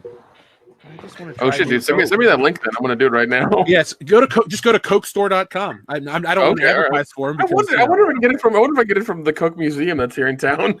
Might. Maybe, Mr. Atlanta.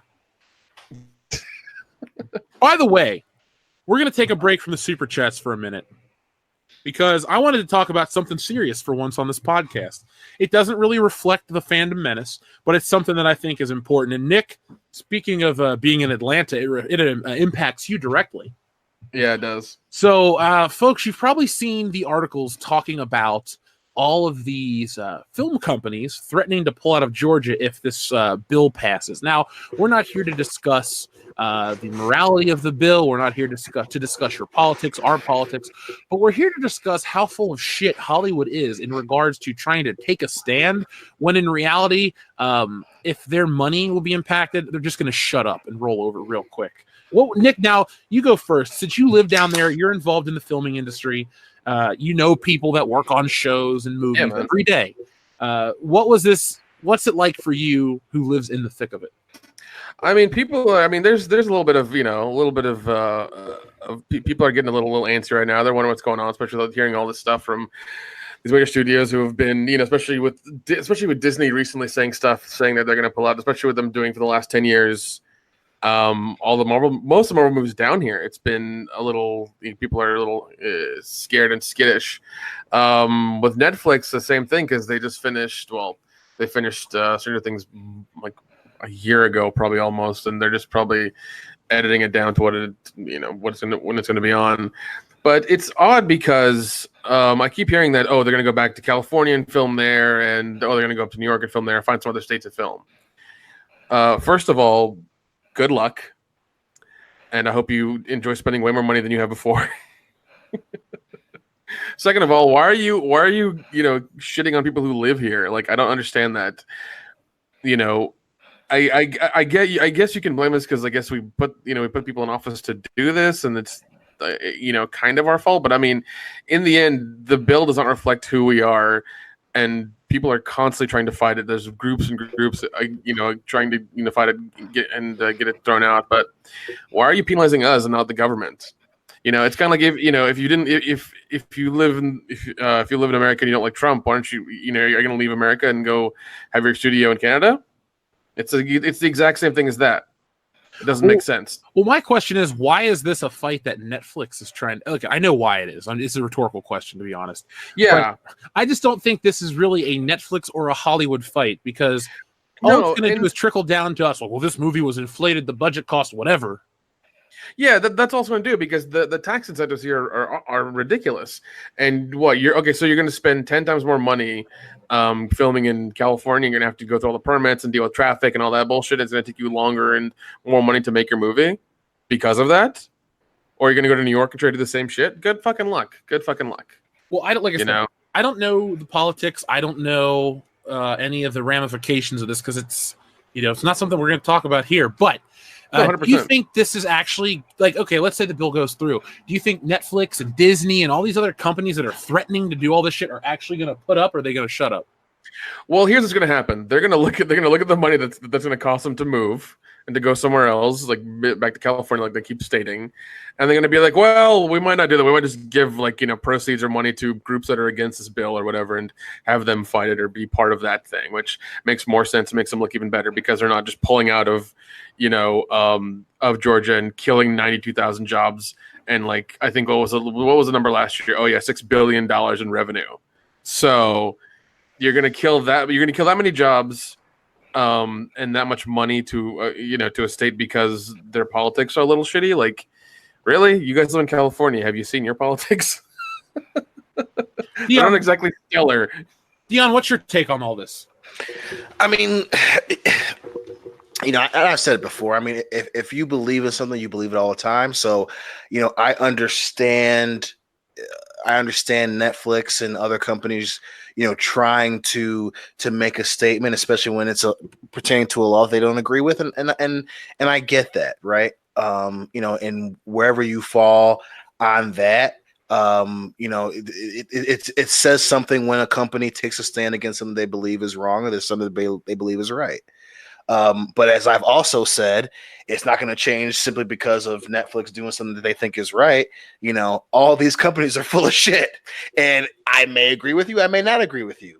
But when it comes to tax breaks, especially in an industry like movies and television and putting things on the screen, they are not going to give up tax breaks. There's a reason why there was an influx, especially at the end of the 2010s, of people making movies in Michigan.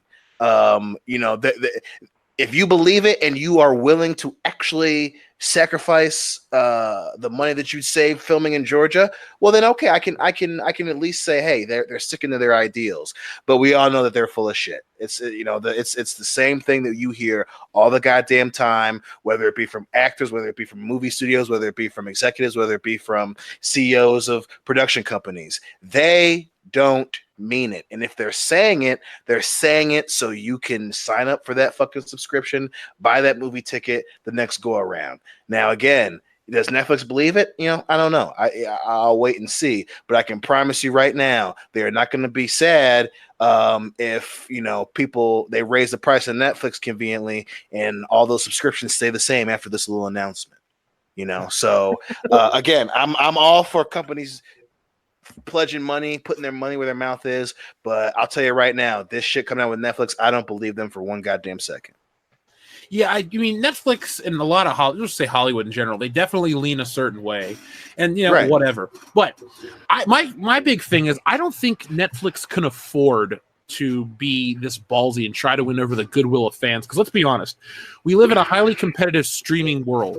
Yep. Netflix may be the biggest game in town, but they're not. And I found a really cool article. It's not really cool, but it's really interesting. It's on Forbes. I'm going to send it to you, Nick. You can check it out. It's called "Netflix Has 175 Days Left to Pull Off a Miracle, or It's All Over." And this came out on May 21st. It's from Forbes.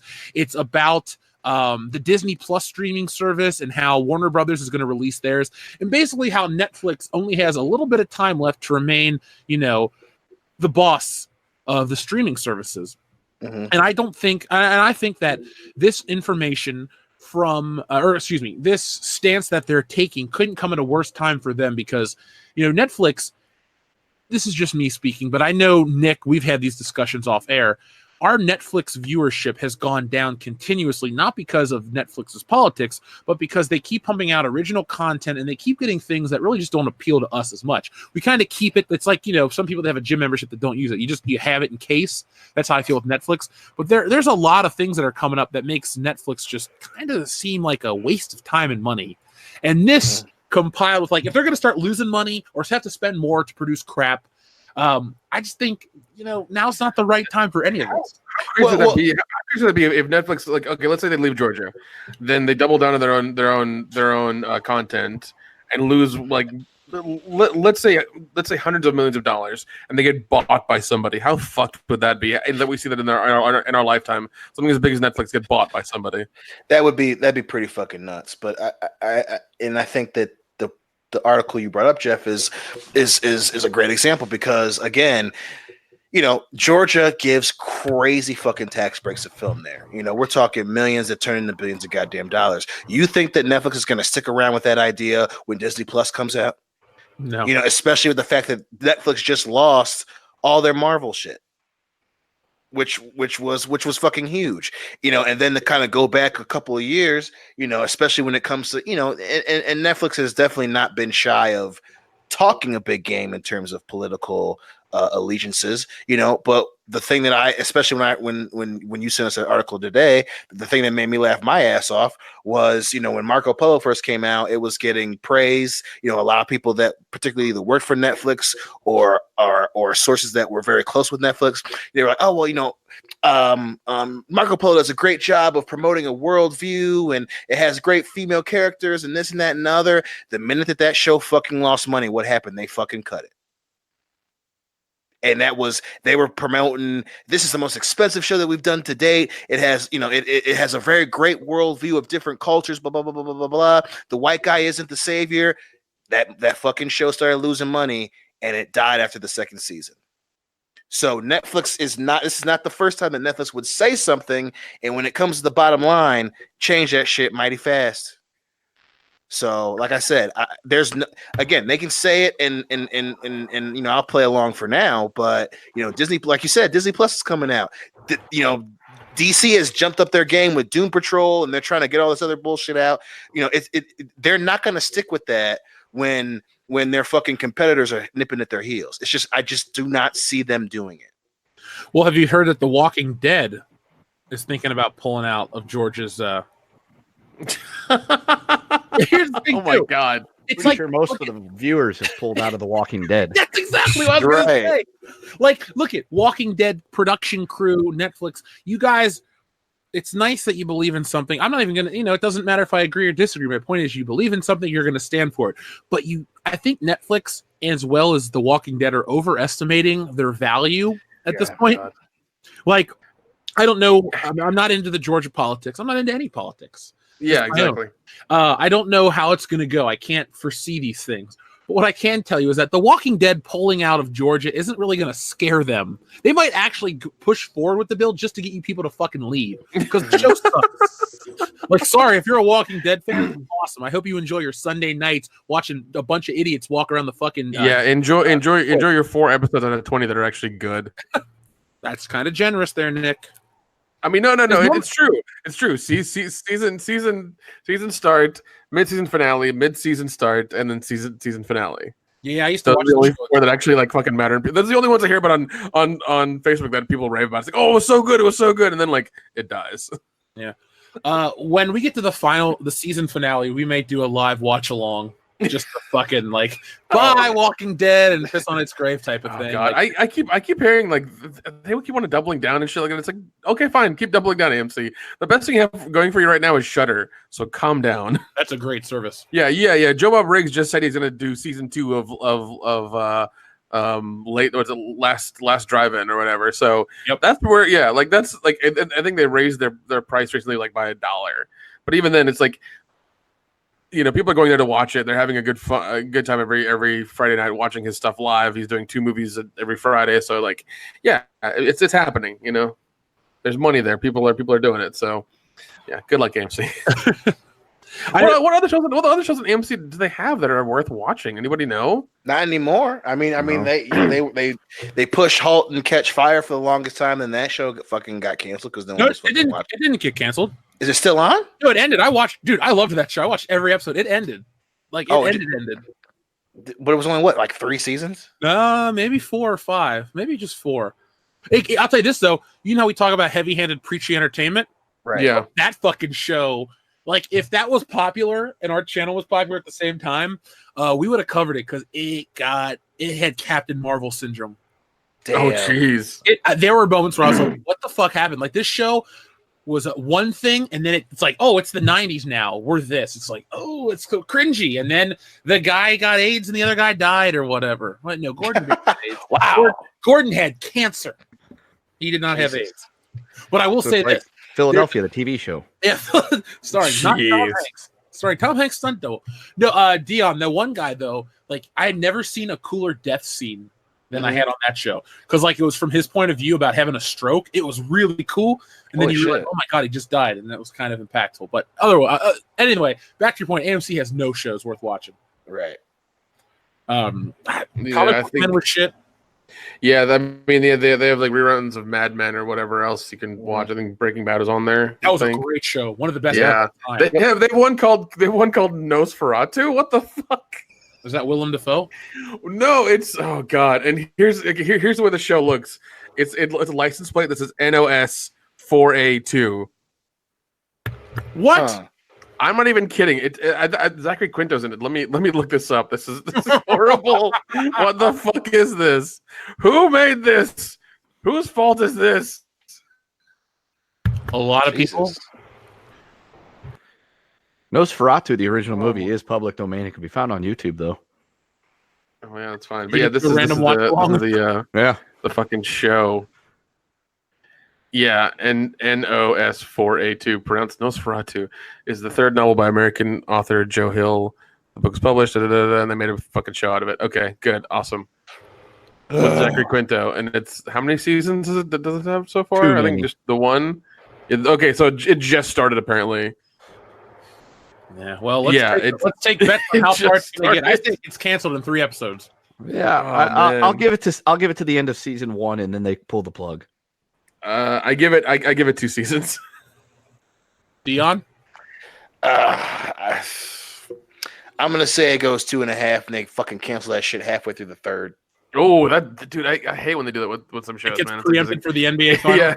Yeah. God. Jeez. Nosferatu's been canceled, so you can watch the Golden State Warriors win another championship. Oh my god. Is that The Steph show, Curry what or is it? whatever? The show on True TV, the firefighter show with the 2 guys from Broken Lizard has been solid. I've been watching that. And I saw the shit for that in New York. I was wondering how that show was going. I've watched all the episodes so far. It's solid. It's a lot of fun. It is. As soon as it ends, I'll make sure you guys can watch it. Dude, remember all the great New York TV channels we had in that little apartment? Yeah, How we chose to watch YouTube instead? exactly. Yeah. I found a video on my phone of you drunk singing Backstreet Boys. Well, I mean, I was in the mood, man. You know, sometimes I just want it that way. I should put that on the Patreon. Absolutely. You know what? I am gonna put it on. I'm gonna put that on. It's not gonna be the $1 tier, but I'm gonna finally get our damn Vimeo account set up. And Yeah, man. At least get $5 out of me. Shit. Yeah. Don't worry, I'll pimp you hard, bro. Pimping ain't easy. You're my bottom bitch. Whoa, bottom bitch. That's a good thing. Yeah, that's like the best one to be. Haven't you seen that South Park episode? No, I can't say I've seen that one. Yeah, well, go watch it. It's called my Butter's God. Bottom Bitch. It's a classic. Yeah. Oh, I thought I was easily the best looking bitch in the stable. That's the compliment. You're the Oh, one God. that pimp would marry. Yeah, Okay. the bottom bitch doesn't actually go out, hooking. Bottom. Yeah, I've been watching a lot of old wrestling. Godfather. That's cool. Anyway, Dr. Coffin Nails, what's up, man? He says, Moist Finger. He's the man with the sticky touch. Ooh, Oh, inappropriate. yeesh. Oh, Now, my Dion, God. you made me promise not to talk about this topic, but we got a super chat about this because you didn't like what I gave you. So it came from Sketch Therapy. Congratulations, y'all. Hope Dion liked the book. That Deadly Horse one I gave you? Yeah. Thank you for that shit. Yeah, Sketch. It basically was nightmare fuel for Dion. Yeah, shit that I already knew. I mean, that should have been brought to my attention yesterday. Loki07, thank you very much for your generous super chat. The Last Jedi section of the park involves you being strapped down, getting butt pumped for 2 hours, while a video of Ryan Johnson asking you if your expectations are subverted plays on a loop. Oh my God. You know what? We could send John Campia there, and he goes, "It's the greatest park experience ever. I love it." Yeah, you would. Yeah, because he got free tickets, airfare, and hotel for that whole, fucking review that he was going to put out. Yeah, and lube for the butt pumping. Yeah. shit. Moss Eisley Space Lube. Oh my Yeah. God. Everybody else just has to go in, dry. That is not nice. Unpleasant. Well, I mean, if you're Brandon Moist, I think you're always covered, but, that's a topic for another night. That's right. No, Lokio7, that would be a nightmare if you had to go to Star Wars Galaxy Edge and watch the Ryan Johnson video footage. Ugh. Ugh. Ugh. It's filth. Filth, Florin, filth. We don't talk about that here on this show. This is, we're not family entertainment. Midwestern Wanderer says, will we ever see Thor's hammer on screen again if it actually gets banned as a hate symbol throughout Europe? I mean, Wait, is that a thing? Wait, what? Wait, hold on. What? Hold on, let me look that up. Because that's some crazy news. Let's see. maybe he was watching the wrong Avengers. Yeah. He was watching the parody. Yeah, I was gonna say he was watching the adult film parody, and Thor's hammer has a totally different meaning in that MCU. Claims Viking symbols and runes may be banned from ancientorigins.net. Huh. Okay. Wow, that is rated R. Yeah, Knife After Dark style, Kendo. That's Good right. Yeah, there are multiple articles talking about this. Sputnik crazy, News. Yeah. Midwestern Wanderer, I'd be pissed if that's why something like Thor's hammer never came back. Now, I know he probably would never have it back, even if that movement happened, because he's, everybody's cool with Stormbreaker. So, I don't know. I really want Mjolnir to come back. That's really dumb if, for his hammer not to come back because of, some fucking runes that, he's a fictional fucking character. Let it go. Wouldn't people also argue though, that to wield Thor's hammer, you have to be worthy, you have to be virtuous and just and righteous?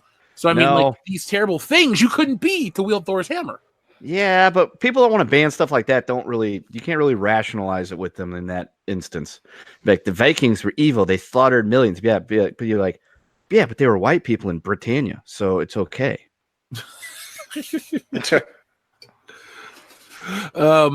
Midwestern Wanderer, I honestly don't know. All I can tell you is I would be disappointed if Disney goes in that direction. But, I mean, I know this sounds crazy, but we're almost 2 months only a month and 4 days removed from Endgame.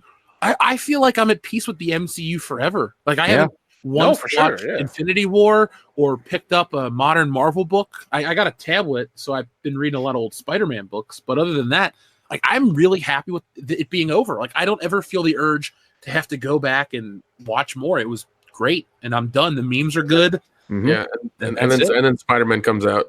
It ended in a great fashion. Oh, it did. Yeah. Where are we at here? Admiral Tiberius says Alexandra Daddario should be Rogue. I can dream. Alexandra Daddario should be in every fucking thing. That's a very fair point. That's my Hollywood crush. God damn. I can't think of too many actresses that are as good as she is and look that good, because she is a good actress. I've seen her in a whole bunch of movies, and every time I'm like, okay, she's good, and then she looks the way she does. Even Baywatch, oh god, she was okay in Baywatch, but she's in a movie called Bearing the X. Oh yeah, that was a damn good role. God, it's really weird that actor who's in that has been in three supernatural movies where he's also had a girlfriend who gets who's also in some sort of peril. It's very strange. And he's dead. Unfortunately, he was really good. I really did like him. Him. He was in Star Trek. He was in Odd Thomas. I loved Odd Thomas. Odd Thomas was really good. That twist at the end, I'm not going to spoil it. Listeners, if it's on Netflix, still go watch Odd Thomas. It's it's only 90 minutes. It's definitely worth your time after you go see Godzilla, of course. But that twist ending got me. I was like, what? No way. And then, boom, stuff happens. And you're just like, yeah. Joe Dante directed Burying the X. Joe Dante's a damn good director. Yeah. Admiral Tiberius, high five for you. Are you the one that posted that in the Facebook group? Because that was a really good thing to see. Claustoric, what's up, man? Hey guys, if y'all want a little taste of Batwoman, watch season 7 of the Arrow episode called Elseworlds Hour 2. Ugh. Or just not. Yeah. I think I'm gonna pass on everything Batwoman. I'm gonna pass on everything late Arrow.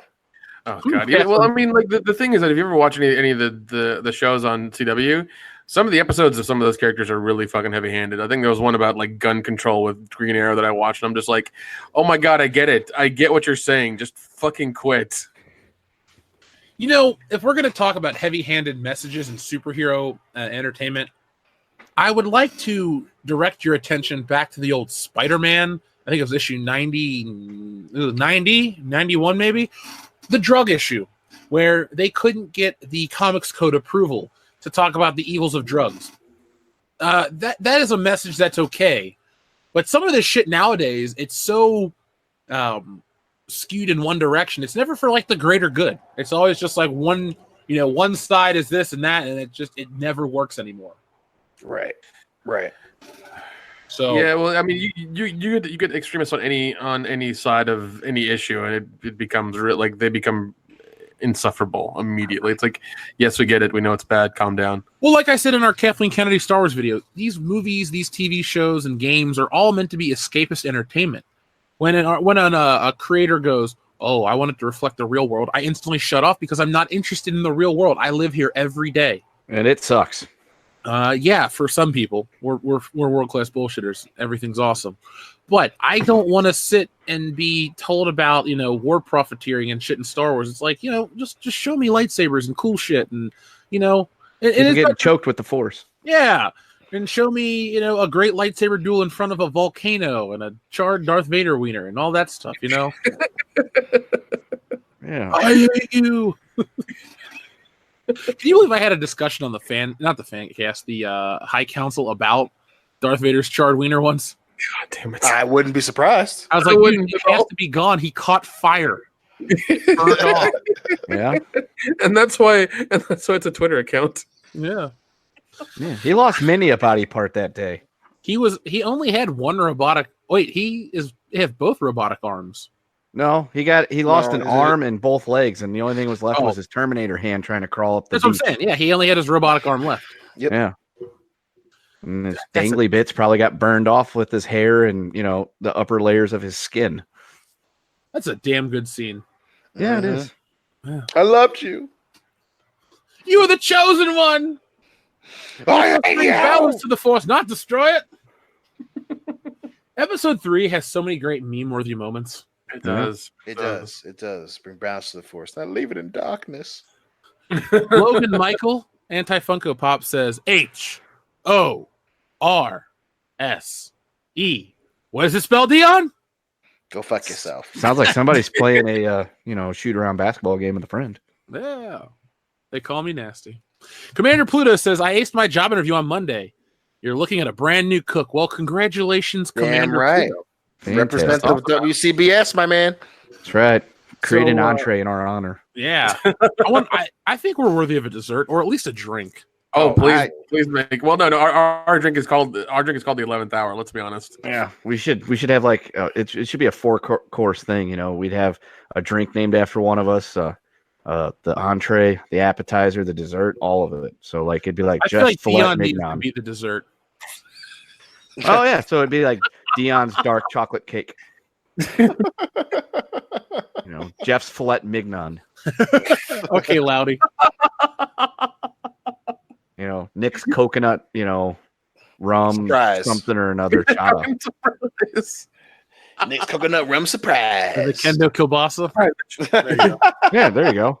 There you go. I was right. It's like a sausage toast meal thing or something. I don't know. Toast meal thing. Wow. I'm trying to think of a gourmet appetizer you can make with kielbasa. This is the shittiest episode. Kielbasa Wellington. I don't know. This is the shittiest episode of Chopped ever. How about a kendo kebab? How's that? Better? Easier? Kendo kebab. Kebab. Oh my god, I'm glad. Come on in, have a seat. Go ahead. I'll go ahead and make you one of our most famous dishes, the kendo kebab. That's right. You sound like Bob Pinciotti. Hey Donna. Hey Donna, if you're real thirsty, go ahead and get you one of the house special, the kendo kebab, and wash it down with a Nick coconut surprise. Yeah. It's like a pina colada meets a sea breeze. Ooh. But it's made with Everclear. We don't want some of that Funko Pop shit in this restaurant. No Funko Pop sea breeze bullshit. Get you a coconut surprise, son. So is a sea breeze the Funko Pop equivalent? Like I think so. World? Okay. Yeah, I don't know, man. God. I was gonna say a Zima.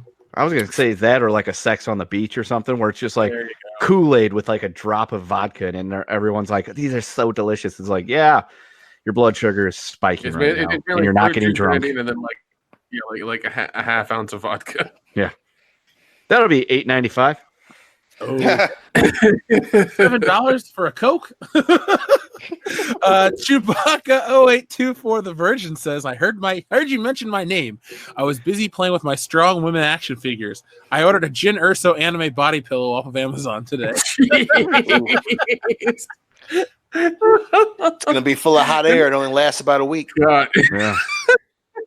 Somebody get him a Pornhub premium account right now. God damn it. The only time to start worrying is when he starts strategically cutting holes in that body pillow. This one inspires joy. This one. Dr. Coffindale says you only moist twice. Better make them count. Well, it depends on how dry the air is. Sometimes you got to lotion up more than twice. You can. Maybe, if you're lucky. Yeah. So, I was thinking, last week we talked about Godzilla 98, and we're going to talk a little bit about Godzilla. This is more of a preview for Godzilla, our interests. But what comes up every time someone mentions Godzilla, if it's not the Taco Bell commercial, it's that song from the Oyster Cult. Yeah. Well, yeah. Which they did remake. No, but everyone keeps talking about that damn P. Diddy song with, was it Jimmy Page from Led Zeppelin? Yep. Yeah. So I have a question. This is for the chat as well as you guys here on the show with me. What is the absolute greatest song ever written for a movie? It's, I've been thinking about this question all week because my answer is quite simple. I'm going to say The Power of Love from Back to the Future. Oh, shit. That is not only is that a great song, Back to the Future is the best movie ever made, and anytime you hear it, if you don't think of Marty McFly hanging off the back of a Jeep with a guy wearing a Mountain Dew cap, you're wrong. It's a great song. I absolutely love it. But I got to thinking about all these other songs that were written for movies. Right. Some are great. Some are terrible. And the funny thing is, some of these songs, like, okay, I know you're going to hate to hear this, Dion, but like The Wild Wild West, it's a fine song. I like it. But it was only really popular when the movie came out, and it's kind of died off. Now, if we look at a song like Don't Want to Miss a Thing from Aerosmith, sadly, that is still played on the radio to this day. Sadly? I wouldn't say sadly. Dude, it is not their best song. I mean, I agree with you, but I don't want to close my eyes. You don't want to fall asleep? I don't want to miss the thing. I also don't know I don't want to watch that movie either. So I know Joel. Well, it's either that or Deep Impact. Okay, pick. What's the pick difference? They're the same song, dude. What are you talking about? It's like Ice Ice Baby and Under Pressure. What's the difference? God. One's really good, and the other one's bad but enjoyable. Don't make fun of Queen. They work really hard. No, that was the good one. Come on. All right, stop. Collaborate and listen. That's not the good one. Don't talk shit about Vanilla Ice on this podcast.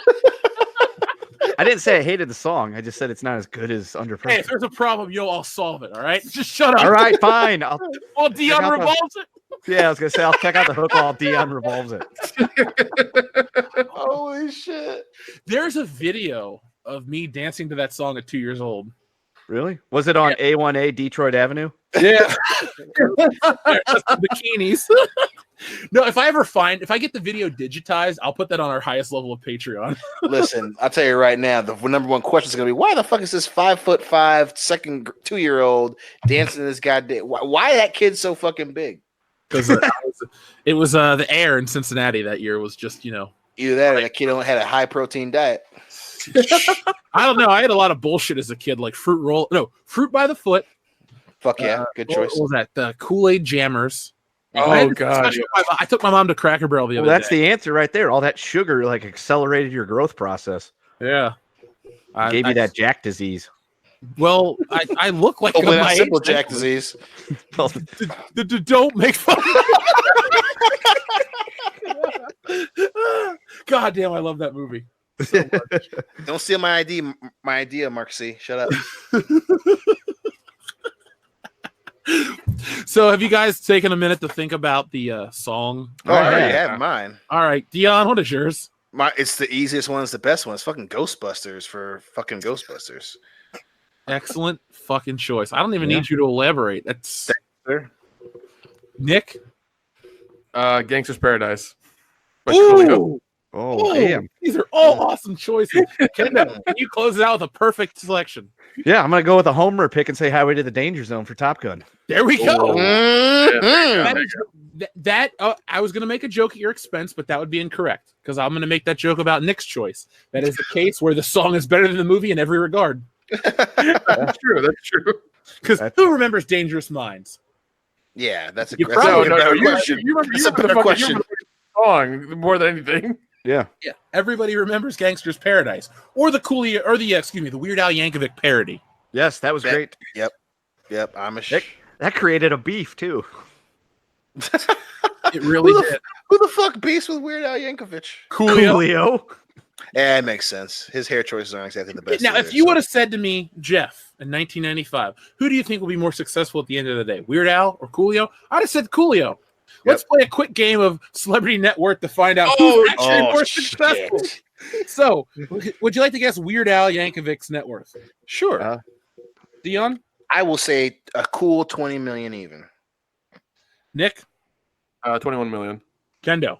I'm gonna aim higher and go for 40 million. According to Celebrity Net Worth, Weird Al Yankovic is worth $16 million. Oh, we were all overshooting that drop zone. Yeah. We all lose. We get nothing. Good day, sirs. Now, would you like to guess Coolio's net worth? -2. Kendo? Or Nick? 100,000. Kendo? I'm gonna go with a gallon of milk. Even though you gave two joke answers, Nick hit it right on the head. $100,000. Jesus. God damn. So Coolio did not make the right life choices like Weird Al Yankovic did. Obviously not. Yeah. But hey, Gangster's Paradise is a fantastic song. So, folks, if you're out there listening, either in Radio Land or here on YouTube, let us know what your favorite song written exclusively for a movie is. So we have Back to the Future's The Power of Love, Ghostbusters, Dangerous Minds, Gangster's Paradise, and finally, Danger Zone from Top Gun, a.k.a. Kendo's favorite documentary about why America is awesome. That's right. And you should tweet us those, song choices with the hashtag Save the Tick. Yeah. I like that. Save the Tick is right. Yeah. Now, speaking of movies, a lot of older stuff, 90s stuff, because I feel like this summer, for some reason, we're all really nostalgic for 90s shit, like more so than usual. Have you guys been seeing these Men in Black trailers? Yes. I have. Are you interested at all? No. If I see the fucking Thor joke one more goddamn, we get it. He was fucking Thor. He had a hammer. I fucking get it. I'm not seeing the movie. Stop doing that. Yeah, I won't see it because there's no Will Smith. And some mild cameo is not going to sell me on the fucking movie. Well, it's bad too because I have the fucking game one of the finals on in the background, and so do I. Who's winning? I brought it up. the Raptors, but Good. I hope so too. But they keep showing fucking shit with NBA players, and I'm just like, I listen. Chris Hemsworth is a charming motherfucker, and I really want him to do well in his career. Do play Thor. I'm on his side from the jump. I'll never doubt that motherfucker again. But really, Chris, this is what you're gonna hook your wagon to, buddy. Remember, he's playing Hulk Hogan next. So I can't fucking wait. I can't miss. That cannot miss at all. if it's not too late, folks, instead of the hashtag Save the Ticket, hashtag Jeff Hicks for Andre the Giant. Come on. There's literally not a better choice alive today. Along with hashtag Save the Tick. Yeah. We need both. How could somebody help that happen? I feel like I'm the perfect choice. Keep going. Do what Sharklo Copley did for A-Team. Fucking film you doing some Andre shit. Send that shit in. Fine, I'm gonna master the voice. I'm just gonna start mumbling in French. And, Dion and I can help you because we've recreated many a Hulk Hogan match. Yes, we have. Well, look, that is my new goal for the next 2 weeks. While I'm finishing up the comic, I'm gonna talk to myself as Andre the Giant, and I'll grow. I just got a haircut, so I don't really look like I never look like Andre the Giant, but whatever. But people think I do, so I'm gonna go with it.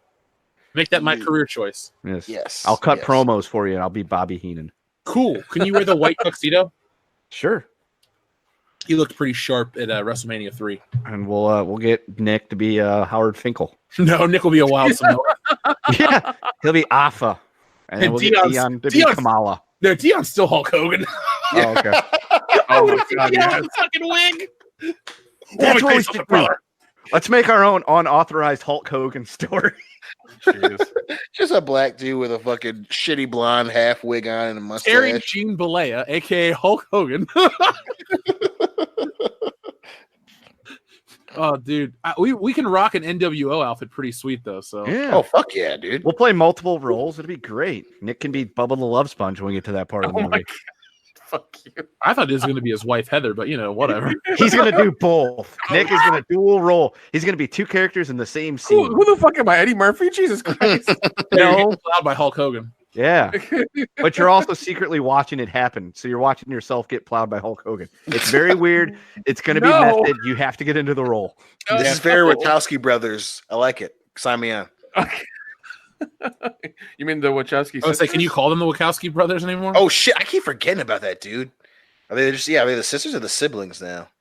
Just siblings. Let's go with siblings. We just call them Wachowski has-beens because they haven't made shit since The Matrix. It's all been garbage. Yeah, you thought about it for a second, then they were executive producers on Ninja Assassin. That was pretty good. Executive produced My Ass a Latte, Dion. That doesn't matter.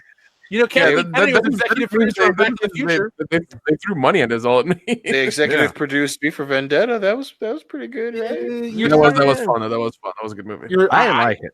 Yeah, it was really good. I just wish people would get off the whole Guy Fawkes mask thing. I understand the movie, it's a thing, I get it, but move on. That's I still didn't like it. You didn't, or you did? Did not. Neither did I. Hate that fucking movie. I watched it in college with Garrett. You're Garrett, Dion, and your former Garrett. And I just was like, this movie sucks. He's like sitting there quoting. He's like, I'm a theater kid. I'm into it. I'm like, just because you're a theater kid doesn't give you an excuse to like shit. So he got mad at me. I remember it came out. I didn't see it. My buddy was like, dude, when it comes out to rent, we're going to the video store to get it. So he was all excited to watch. I'm like, yeah, sure, I'll give it a go. And he enjoyed it. I'm just like, this is fucking dumb. Yeah, I liked it. I think it's definitely overrated as shit. It's not like some great groundbreaking movie, but I liked it. I listened to John Hurt yell about something all goddamn day. Question: is it better than Watchmen? Fuck no, it's not even close. No, no, Watchmen because it's it's an Alan Moore adaptation, right? But but the Watchmen story is better than V for Vendetta 2 is a comic book, so I think that fits very well. That the movie is better than that one because the comic book is fucking a mess. But I will throw the artwork. I think is better than the V for Vendetta comic book.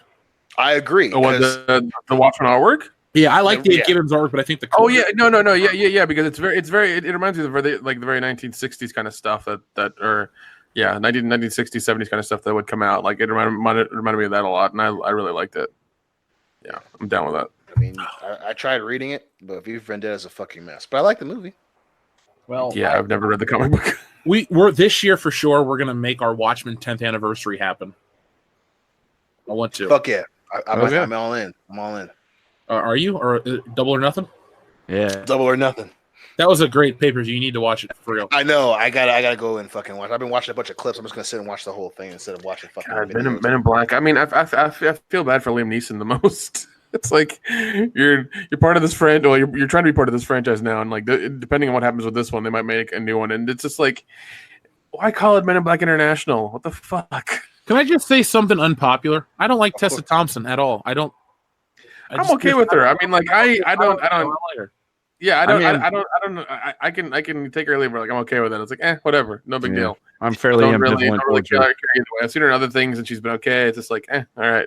I haven't seen like anything her. I really like yet. So I like her. I just wish she would be in something good because you can only play the whole I'm the go against the grain chick so many times, and her last fucking 1,000 movies have been this. Like, play something fucking different, Tessa. I get it. That's a niche you fit in.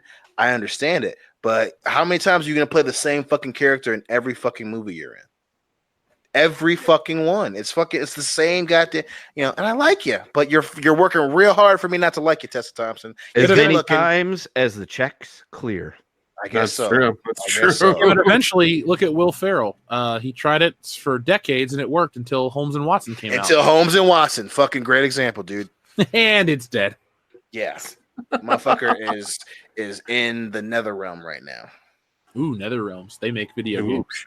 Uh-huh. Have you heard the rumor about not the rumor, excuse me, the light launch of the new Avengers video game? Yeah, Diane, Hurley and I were just talking about that shit. They haven't officially said that it's part of the Spider-Man universe, but it's gonna be co-op, online co-op. Okay, up to 4 players. Now, guys, I'm putting this out there officially. Kendo, you might have to get a PS4 again. Okay. Because we'll do official world-class bullshitters Avengers video game streams. If that becomes a thing, we will stream I that on call the Iron channel. Man. I want to be Captain America anyway, so it's cool. All right, I What call point is- Batman. Yeah, you can be Get the fuck out. Jeez. Fine, I'll be Superman. You're Robert Pattinson Batman. Oh You called it. He's the Batman. nope, I'm gonna be Joaquin Phoenix Joker. That's an excellent choice. God. That trailer was really interesting. I am actually very intrigued for that movie, and I told myself I wasn't gonna watch it, but I was like, okay. I didn't like the memes afterward where they're just like, "Yo, before Joker had to get dumped in the vat of chemicals, now he just lives in America." I was like, "God damn, He gets dumped into modern society. yeah!" I loved it. The only thing I don't know, man. I didn't- To me, it looks like Taxi Driver with face paint. Like that's what it looks like. I'm just like, this is exactly what Taxi Driver is. Just you're painting your face and you have a really weird suit on. That's all it is. I didn't like how they tried to make him like sympathetic. I'm like, he's the Joker. You don't sympathize with him. I think Yeah, he's the version or the story was the Killing Joke. It's like one bad day can turn you into, can change your whole life. Yeah, and this isn't the first time that they try to I guess kind of make him sympathetic. I mean, he says a lot of shit, especially in, obviously the Killing Joke is one, and then Under the Red Hood is a great example where he's just like, hey man, you were the one that knocked me in the vat. I'm your fault. So that they do good things of planting the seed. Hopefully they don't overdo it in this one, but yeah, if they just plant that seed and then have him do some heinous shit, I will give it a thumbs up. You made me. You I mean, idiot! You made me. You made first. me first. What are we, kids? You gotta say you How made childish. me. Yeah, that's what he says. Glasses. You wouldn't hit a guy with glasses, would you? Boom! Right to the fucking wall. Boom! And he spits out the fake teeth and then tries Yep, to him in yep. the- Oh, I love that God. sound effect, dude.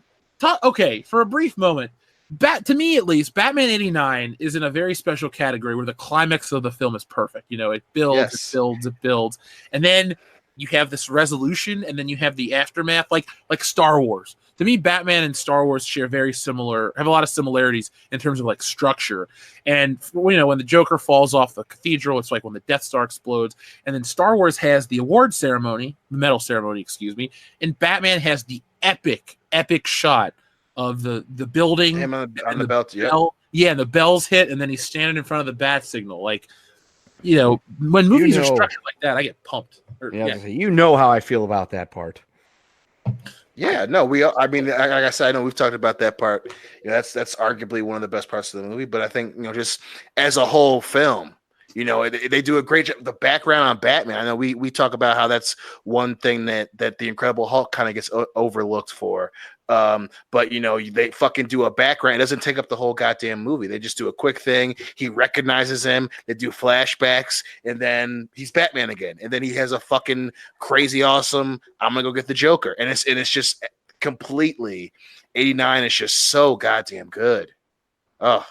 And it's funny too how we're living in an era where people respect the movie again, because let's be honest. Social media existed during the Nolan trilogy, and we were all on IMDb and Facebook, and people ripped apart Michael Keaton for years because Christian Bale was the new version. They wrote fucking letters. They actually wrote letters and sent them in. They weren't behind a computer like typing shit on some random fucking message board. They actually put pen to paper and paid for postage and mailed the shit out. Yeah, I gotta pay 30 cents to bitch, but I'm gonna pay 30 cents. Yeah, exactly. Fuck you, every time you're gonna fucking pay for it. Yeah. Mr. Mom's gonna be Batman. This movie sucks. Well, people say, well, you're making the argument about the guy from Twilight. Yeah, but there's a difference. Yeah. Michael Keaton is a respected actor. I mean, I'm not entirely shit on Robert Pattinson yet. Like I said, that's one of the reasons why I'm at least waiting, because he kind of won me over after a little bit while. But again, if anything, that's another good thing about '89, because it showed the importance of fucking trailers. I mean, everyone was pissed until that first Batman '89 trailer came out, and then everyone was like, okay, let's see what's happening here. And sure enough, it turned out to be great. So I mean, even from the build up for the film for '89 is goddamn legendary, because like you said, people were pissed, and then that once that trailer locked down, that it was off to the races for the movie, baby. Well, let's see. I'm gonna give it to I'm gonna watch a movie and then give my opinion about it, because I want to see it. If he sucks, I'll tell you. If he's good, I'll tell you. I just want to make sure that. Well, we're 20 days away from the 30th anniversary of Batman '89. Oof. Let me look at my calendar real quick for June. June 19th falls on a Wednesday. Let's make that shit. Batman '89 day. Try to get your calendars open, boys. I like it. Okay. I like it. Because Wednesday, June 19th, 2019, the 30th anniversary to the day of Batman '89. Let's have a Batman blowout. We all are nostalgic for the film, but we all enjoy the film. It's one of the movies we all grew up with, and we never stopped watching. Like, as a kid, you would watch, I loved Willy Wonka, and I'd watch it a lot, but then I went years without watching it. But I go back and I still enjoy it. But Batman, I never gave up on. I always watched that flick. I fucking love Willy Wonka so much. Yeah. Oh, now I'm getting pumped. I'm thinking about the part where he's in the chemical facility, and the Joker's about to fall off into the chemicals. I can't get into that. Logan Michael sent us a box of Batman stuff. He sent me a message. Oh, shit. So I'm going to have to go to the P.O. box tomorrow. But I'm trying to get these pages knocked out, because I'm on the. Well, I'll tell you where we are in the story. It's getting really good. So, back to our listeners though. Commander Pluto says saw Godzilla 2 yesterday, so he doesn't say what he thinks of it. He just says that he saw it. Like I said, folks, we are all going to see it. I will do my damnedest to see it by next Thursday. I'll try to catch it on Tuesday morning. Well, you know what? No, I'll go on Monday or something if I got the time, because I wouldn't mind paying more to see Godzilla. I'm not trying to save a buck. It just is about timing. I'm pumped for this movie. What do you guys think? Dude, I can't fucking wait. I'm probably gonna go. I'll probably still end up seeing it with Hillary this weekend, but I'm gonna lie and go see it tomorrow after work. Yeah, I need to rewatch the first Godzilla and then watch this one. Ooh, I got that on Blu-ray. I should do that tomorrow. Yeah, because that's my plan. It's been a long time. I need to go ahead and do that. Mm-hmm. Gonna do that myself. I'm gonna watch it on Blu-ray and then try to go catch it maybe Tuesday evening. Yep. Yeah, I had a lot of fun with that movie. I'll tell you this story, Dion. You've heard it. You laughed at me. So Dan and I went to go see it in 3D IMAX, and we got there late. This was before the theater changed to assigned seating, and we couldn't see. So we tried to climb over the rail to leave, and we both fell over the balcony railings. Oops. Fuck yeah. By the way, fuck this new Terminator trailer that's showing on TV. Yeah, it's not good. Did you see the meme? It's the picture of the new Terminator, and then it's also Pee Wee Herman. Yeah. Oh man. Hey, what if Paul Rubens was cast to play a Terminator? Yay or nay? Fucking yay. That's what I thought. You know what? Some unassuming Terminator looked like fucking Paul Rubens, and then he fucking ripped some dude's spine out. Absolutely. Yeah, the last few have sucked. And then Pee-wee laughed about it. That'd be great. Yeah, I'm okay with the crazy change. Like, that's what they fucking need. So, actually yesterday I watched Terminator 1. What a damn fine movie. Very small, but that's why it's good. Yeah. It's a nice beginning, a nice origin story, and then 2 just ramps it like way the fuck up. I wish Brad Fidel would come back and do the score. Dude. Oh, that'd be great. But Commander Pluto, we're all going to go see Godzilla. I hope you liked it. I know a lot of people are talking about, oh, it's got too much Godzilla and not enough humans. Well, that's what everyone bitched about Really? last time. Seriously? The movie's called Godzilla. Have you watched fucking Pacific Rim or anything, or just all about the goddamn humans and very little robot fighting with monsters? Like, I want more of that shit. I could give two fucks about the humans. Yeah. I just want to see 2 hours of Godzilla like burning, eating shit, and stomping on buildings. Yeah, I'm entirely down with that. Fighting other radioactive monsters. I could give a crap about the people. Yeah, that's and of course, you know, all that's all the critics fucking and their bullshit. That's what people want. That's what people want. Just monster fight. It's not. We want monsters fighting. Listen, we want to see it. Listen, there has to be diversity in movies. Okay, monsters matter too. All right, That's right. Monster lives matter. That's right. So, folks, go out, get yourself a monster, watch monsters fighting on screen, and Hashtag save the tick. That's right. Hashtag save the tick. Oh shit! Uncharted 4 is only $10. It's a PlayStation sale. I'm buying that. Yeah, there's a big discount now. All that stuff. While you're at it, tweet Monster and try to get us a sponsorship. Well, it's funny you brought up, crazy things fighting, because that was actually one of the questions I was going to pose to the show. But now that we're talking about it, I'm going to bring it up. So, there's King Kong versus Godzilla coming out next year. Right. Oh, and you have Freddy versus Jason and all this. What's like a crazy crossover that you would like to see? It doesn't have to be realistic in terms of like a company owning both. Like, just what's something that you want to see happen? Darth Vader versus the Terminator. Okay, pitch me the story. They send a robot back to kill Luke and Leia to save them from Space Net, and Net. So it's Vader's job to like hunt down the Terminator and keep him from murdering baby Luke in the cave. I don't know. Fuck. I just want to see Darth Vader fight a Terminator. That'd be really good. Let's see. Oh, and if you get it the T-1000, so when he hits him with the lightsaber, it just turns him into molten metal. Oh, is that going to stop him? No. Oh shit, that's true. That makes the story even better. Exactly. I just kicked it up a notch, fucking bam. Emerald style. Thank you. Fuck. Let's see. Give me an actual Batman versus Superman movie. Yeah, there you go. That'd be great. That's also a good choice. Goddamn right. That'd be the first thing I go with. I mean, if I had to pick one, I think oh man. Ooh, I mean, I think I'd really enjoy a Terminator versus RoboCop movie, like the fucking video games. That'd be amazing. Oh shit. That'd be great. And you could actually make that one kind of make sense. So yeah. That's true. Well, because the comics exist for it, and there's I think Nick talk about it. We talked about last week. Mm-hmm. So yeah, so I'm down for a movie like that. Like if they ever brought that out as a movie, I'd be excited for it, and it'd probably end up being really shitty though. But I'd still be excited for it. Oh, how about this one? It's Shaun from Shaun of the Dead versus Nicholas Angel from Hot Fuzz versus whatever the fuck his name was from the World's End. I love how important he is that you just whatever the fuck his name is. Well, that's the one that I've watched the least of the three, so that's why I can't really remember his name. I think it was Gary King. Yeah, Gary King. So yeah, Gary King. That's what it is. Gary King. Yeah. Yep. So somehow or another, the universe aligns sort of the three of those characters have to fight each other.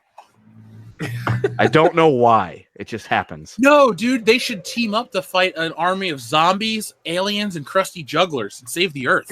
Yeah, for the greater good. Crusty juggling zombie aliens. Yes. It's like them versus the killer clowns from outer space. Sign me Don't up even joke tomorrow. about that, dude. That'd be fucking awesome. I'd immediately be like, here, take my money, take it all. Just make the movie happen. Just do like it. Simon Pegg, all the shit we've said about you for the last few years, completely redeemed. You are cool now. Yeah. Oh god. I don't know. He's still pretty high up there. I think he's going to do the next 8 Star Trek movies. So They're not No, making it. they're not making it anymore. It's in limbo right now, man. Yeah, I he needs thought- to just what give that happened? up. What happened with Quentin Tarantino's Star Trek? Nope. That was just a rumor. I think that they were just talking about. Oh, that. okay. I didn't. I thought it was really happening. I was just like, I kept hearing stuff about it. I was like, I guess it's really happening. So No, they realized it's not cool to say the N-word even in space. And they said, sorry, Quentin, it's been scrapped. jeez. Yeah, I mean the show's doing really well apparently on CBS. So I mean I understand why. Oh yeah, totally. Yeah. Ooh, dude, actually give us a Deadpool and Wolverine movie. That'd be fucking fun. Oh my god. Yeah. That'd be awesome. I want to see a Wolverine Punisher flick. Oh, Mm-hmm. No, now I know this wouldn't technically be a crazy crossover; it'd be more of an adaptation. But there's an old Marvel comic. It's called Wolverine, Nick Fury, and I think it's called like the Scorpio Prophecy, where Wolverine gets pulled into this like international mission with a Nick Fury, and that would be really cool to see. Because every time we see Nick Fury in one of these flicks, he's just he's standing on the bridge of a ship with a helicarrier, or he turns to dust, or he does other things. He's in a hospital in Winter Soldier. I want to see him in action. Because Samuel L. Jackson still looks the same as he did 20 years ago. Yeah. Make him move around or do something cool. Oh, I'd be down for that. What you do is you get Nick Fury versus Samuel L. Jackson's character from Pulp Fiction. Oh, Fury versus Winfield. Yeah. Is that a lawsuit or an action battle? I don't know. But you get Jules versus Nick Fury. There's some good shit happening on that A screen. lot of motherfuckers. That's right. The battle of the motherfuckers. That's right. You could just call it that and everybody would go watch it immediately. Yeah. Motherfucker, a Star Wars story. Ooh, God, I'm ready to forgive Disney if you make that. And then because with a special appearance by Mace Windu. Oh my god. Does he have his hand or is it still gone? That's the premise. When he gets thrown out of the window in Coruscant, he somehow goes through a wormhole and ends up in like 1995 California. Oh, where he meets, Nick Fury from, 1995 from the Captain Marvel movie, but then in him trying to help him because he's like a superhuman because he's got force powers, they end up coming across Jules in that and John Travolta in that the restaurant where Tim Roth was trying to rob it. And Well, you couldn't though, because remember John Travolta's dead. Bruce Willis killed him on the toilet. right, but in that scene in the movie, he's alive because remember that movie's filmed out of like it's shown out of sequence. You're right. That's the part where they come in, and so then John Travolta leaves to go to stake out Bruce Willis, and Jules is like, "Hey, I got my bad motherfucker back, and I'm going to help you find a hand because you're a handsome motherfucker," and that's just where it goes, and it's just the three of them trying to find a hand. I have a question. Does anyone else feel kind of bad when Travolta gets killed in Pulp Fiction? I feel terrible. Because I really like his character. Yeah, his character's great, but at the same time, he kind of had it coming. Oh my God, I shot Marvin in the head or whatever he says. I think I just shot Marvin in the face. Have you seen the meme? You know that Rock escaped a witch mountain meme? Oh yeah. Yeah. Where it's the Rock, like a little girl saying something to the Rock about whatever. I think Kylo Ren's the best. Yeah, and it's fucking John Travolta with his gun. Oh man, that's a great meme. My favorite version of that one's where he's like, "What'd you have for breakfast?" She says eggs, and he's like, "Scrambled," and she goes, "Cadbury." And he looks back. Oh my god. I love our meme culture. It's great. It's a great time to be alive in terms of memes. The Grand Inquisitor says, I want in on the book stream, please. Well, Grand Inquisitor, you got it, dude. I got to get through these books, but I will have another Star Wars not fan fiction. I will have another Star Wars EU discussion. And all you got to do is message me, and I will make that happen. Coffee Fresh says, da, let's go Blues. I 100% agree with that guy. Duke Leto says, come on, you apes. You want to be moist forever? Yeah. That actually gets me kind of pumped up, too. Rico's Roughnecks. What a good movie. Great. Paul Verhoeven, Shot in the Dark. I loved it. If you get a chance, all the people out there that want to support St. Louis Blues, go ahead and tweet at CM Punk, play Gloria, hashtag LGB, hashtag save the tick. There you go. I'm glad you got that hashtag save the tick in there. Because he tried talking shit after game one, and then after game two, me and countless other people lit his ass up. It's not hard to light up CM Punk. He's kind No, of it was funny because like he tweeted play Gloria after, they lost game one, and several people were like, play, oh, Mickey, you're so fine at him. And it was like, oh. Ouch. Dion, I figured would understand that. So that's a spicy meatball right there, boys and girls. Yeah. So that's a Z-Pack. he was like, oh yeah, he's like, I'm trying to be, he said something about, I'm trying to, banter about sports and you guys are making it personal. Be like, well, yeah. You were talking shit, baby. Yeah. You were making it personal by attacking our team, Chicago. You were open the door. That's right. So there was a lot of tweets back at him about Mickey Gall and gifs of him getting beat up by that guy that was like a complete tomato can that had fought like twice. I feel like Dion could take CM Punk in a fight. God, I hope so. Because if I couldn't take CM Punk, I'd be real disappointed in my own goddamn self. Dude, if you couldn't take CM Punk, I'd be disappointed in you. Like, dude, you've been training in Krav Maga. He's been like mixed martial arts fighting for like a week. Yeah. I'd be totally ashamed if I could not take CM. That was 1 week, like 10 years ago. I was like, I've watched CM Punk's fights. They're nothing to write home about. No. We used to get together to watch them because they were only 2 minutes combined. Yep. The first one was 2 minutes and 12 seconds, I believe, before Mickey Gall choked him out. Yeah, he went the full 3 rounds in the second one. Yeah, but the guy they were having him fight against in that one was literally some guy they were just like, this guy isn't very good, so we're just going to go ahead and put him in this match so that way Punk might actually have a chance to win and, redeem his thing, and maybe we could make money off of him. And he lost the decision. That dude got cut from the UFC even though he beat CM Punk. Yeah, because they realized he was just a tomato can. Didn't Jack Swagger have a UFC or a MMA fight and win? He fought some fat trucker. He's undefeated right now. He beat a dude that worked at a fucking beef plant. That's what I thought was something stupid. Yeah. He fucking choked that dude out. He's not up against the stiffest of competition, but yeah, he actually won. Oh, dude, that's what they should do. They want to make bro, listen to this swerve, bro. Oh, God. It's like the brawl for all, bro, but you get Punk versus Swagger. Bro, money. I kind of would pay money to watch CM Punk get beat up again. I would totally pay money to watch Jack Swagger and CM Punk fight in a cage. Folks, if you ever think to yourself, I wonder what celebrity Jeff hates the most. Is it Daisy Ridley or Brie Larson? It's actually CM Punk because I met him.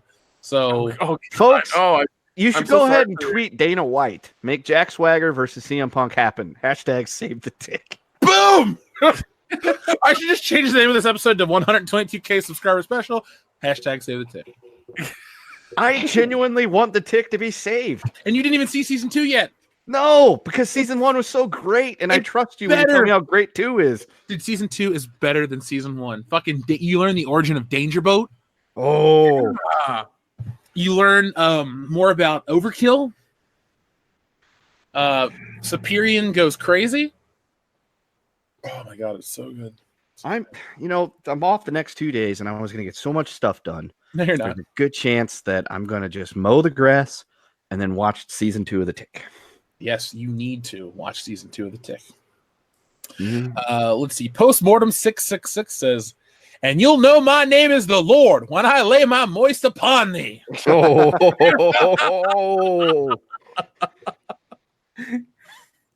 Somebody get that man a napkin. There has been 330 tweets today with # save the tick. I want to see that More. I want to see that number hit 1,000 by the end of the day or tomorrow because it's late. Yeah, I mean, there's only an hour and 8 minutes left of the day on this coast. So That's right. So, folks, come on, seriously, we are not. I know we usually are fucking around, but this is one we are not screwing around about. Seriously, to the people we of want to save the tick. Japan, please tweet # save the tick. Yes. To the people of Europe, Australia, Japan, everywhere else, Antarctica even, # save the tick. Save the tick. In the name of our Eurocontinental champion, D'Lo Brown, please # save the tick. That's what I love about our show. There are certain things like that the three of us get and a few other people will get and think it's hilarious. Other people are just like, what? Nick looking at us very condescendingly through the computer screen. He's just looking at porn on his phone. Sure. Down Forward Punch says, and you can feel the moist tonight? How it's laid to rest? It's enough to make kings and moista bonds. # save the tick. Oh, I can feel the moist tonight, Down Forward Punch. I'm embarrassed to admit this. The Lion King was on TV Tuesday night during the High Council, and I had it on, like the original one. Yeah. Because I found the TV remote to this TV after 2 years of looking for it. And I was like, hey, God, where was it? in another room. My mom was in my bedroom, like putting some boxes up, right? She's like, can I keep these in here? Because she's okay, so in her bedroom, she took out something and she wanted to put a couple Rubbermaids in my room just for like the night. And I was like, okay. So she found the remote in one of them. But then last night, which was 2 nights after she said she'd take the boxes out of my room, the box fell and hit me in the head and woke me up. And this isn't just like a little Rubbermaid. This is like a full size one. I woke up to like, what the fuck? And it's been a rough day. Damn, man. Swinging Cod, thank you very much.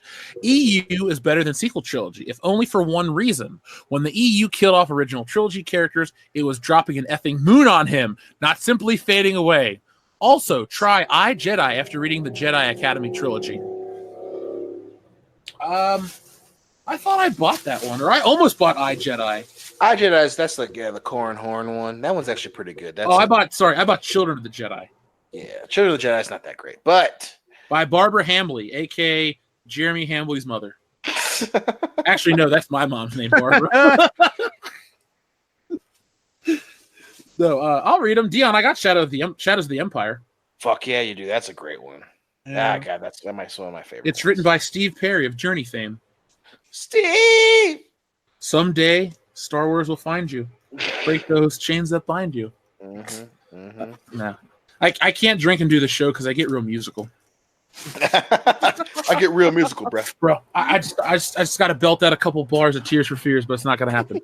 It's funny though. I went back to that bookstore the other day to see because they had more sales, and I was like, "Oh, cool, another Indiana Jones book." And then I got closer, and it was Kingdom of the Crystal Skull. So, but Swinging Cod, I will definitely check out I, Jedi. I just got to get through these books first. And then I think I'm actually going to go back and read the ones I have. So the Thrawn trilogy, which I already own in hardback. And then I want to read the Brian Daley Han Solo at Star's End, which is like one of the first Star Wars EU books outside of whatchamacallit, the Splinter of the Mind's Eye. So, I'll be reporting back, folks. Just let me get through the comic, and then you got it. Orbital's 1970 Goat says, any thoughts on the Dead Don't Die trailer? Looks like Zombie Fargo. Have you guys seen that trailer yet? Yeah, I saw that folks. I didn't watch it yet. Is there a wood chipper? It's Bill Murray and that movie. Yeah, that looks fucking cool. Kylo Ren. I forget his name for Adam Driver. Thank you, Adam Driver. They're two cops in a small town and zombies happen. But yeah, it is basically like Zombie Fargo. Dion and Kendo will want to see. You know why? Why? What's that? First off, Kendo, Brown Bunny. Brown Bunny! Oh yeah, she's in it. Oh yeah, she's in it. I forgot about that. Dion, Tilda Swinton. Oh yeah. Yep. Shit. My weird princess. It's gonna be a me and Dion watch party where it's just me I'm gonna screaming go out. see this movie. It's got Steve Buscemi in it. Oh, Yeah, we're in. it does. And Dion's father, Danny Glover. Oh. I think this has to be done for the channel now because I mean it does have Adam the Pile Driver in it with Adam the Pile Driver. So it's Star By the way, Wars he would probably based. love that nickname and probably has that happened to him before. I mean, if your last name is Driver and people don't refer to you as the Pile Driver, then you're doing something wrong with Apparently, your life. Iggy Pop is a fucking zombie. I mean, he looks like one. Yeah, I mean, there's not much makeup required. He's always looked like he was undead. Yeah, just spray him kind of gray, and that's about it. Do you prefer the bluish gray zombies of Dawn of the Dead or like the rotting Walking Dead ones? I mean, the bluish gray one's probably just for that era. I mean, it was really, it was an interesting look, and I did like that. I don't know. The rotting ones are more for like gore and visceral kind of movies, but I don't know. The blue gray ones are fine. They were good.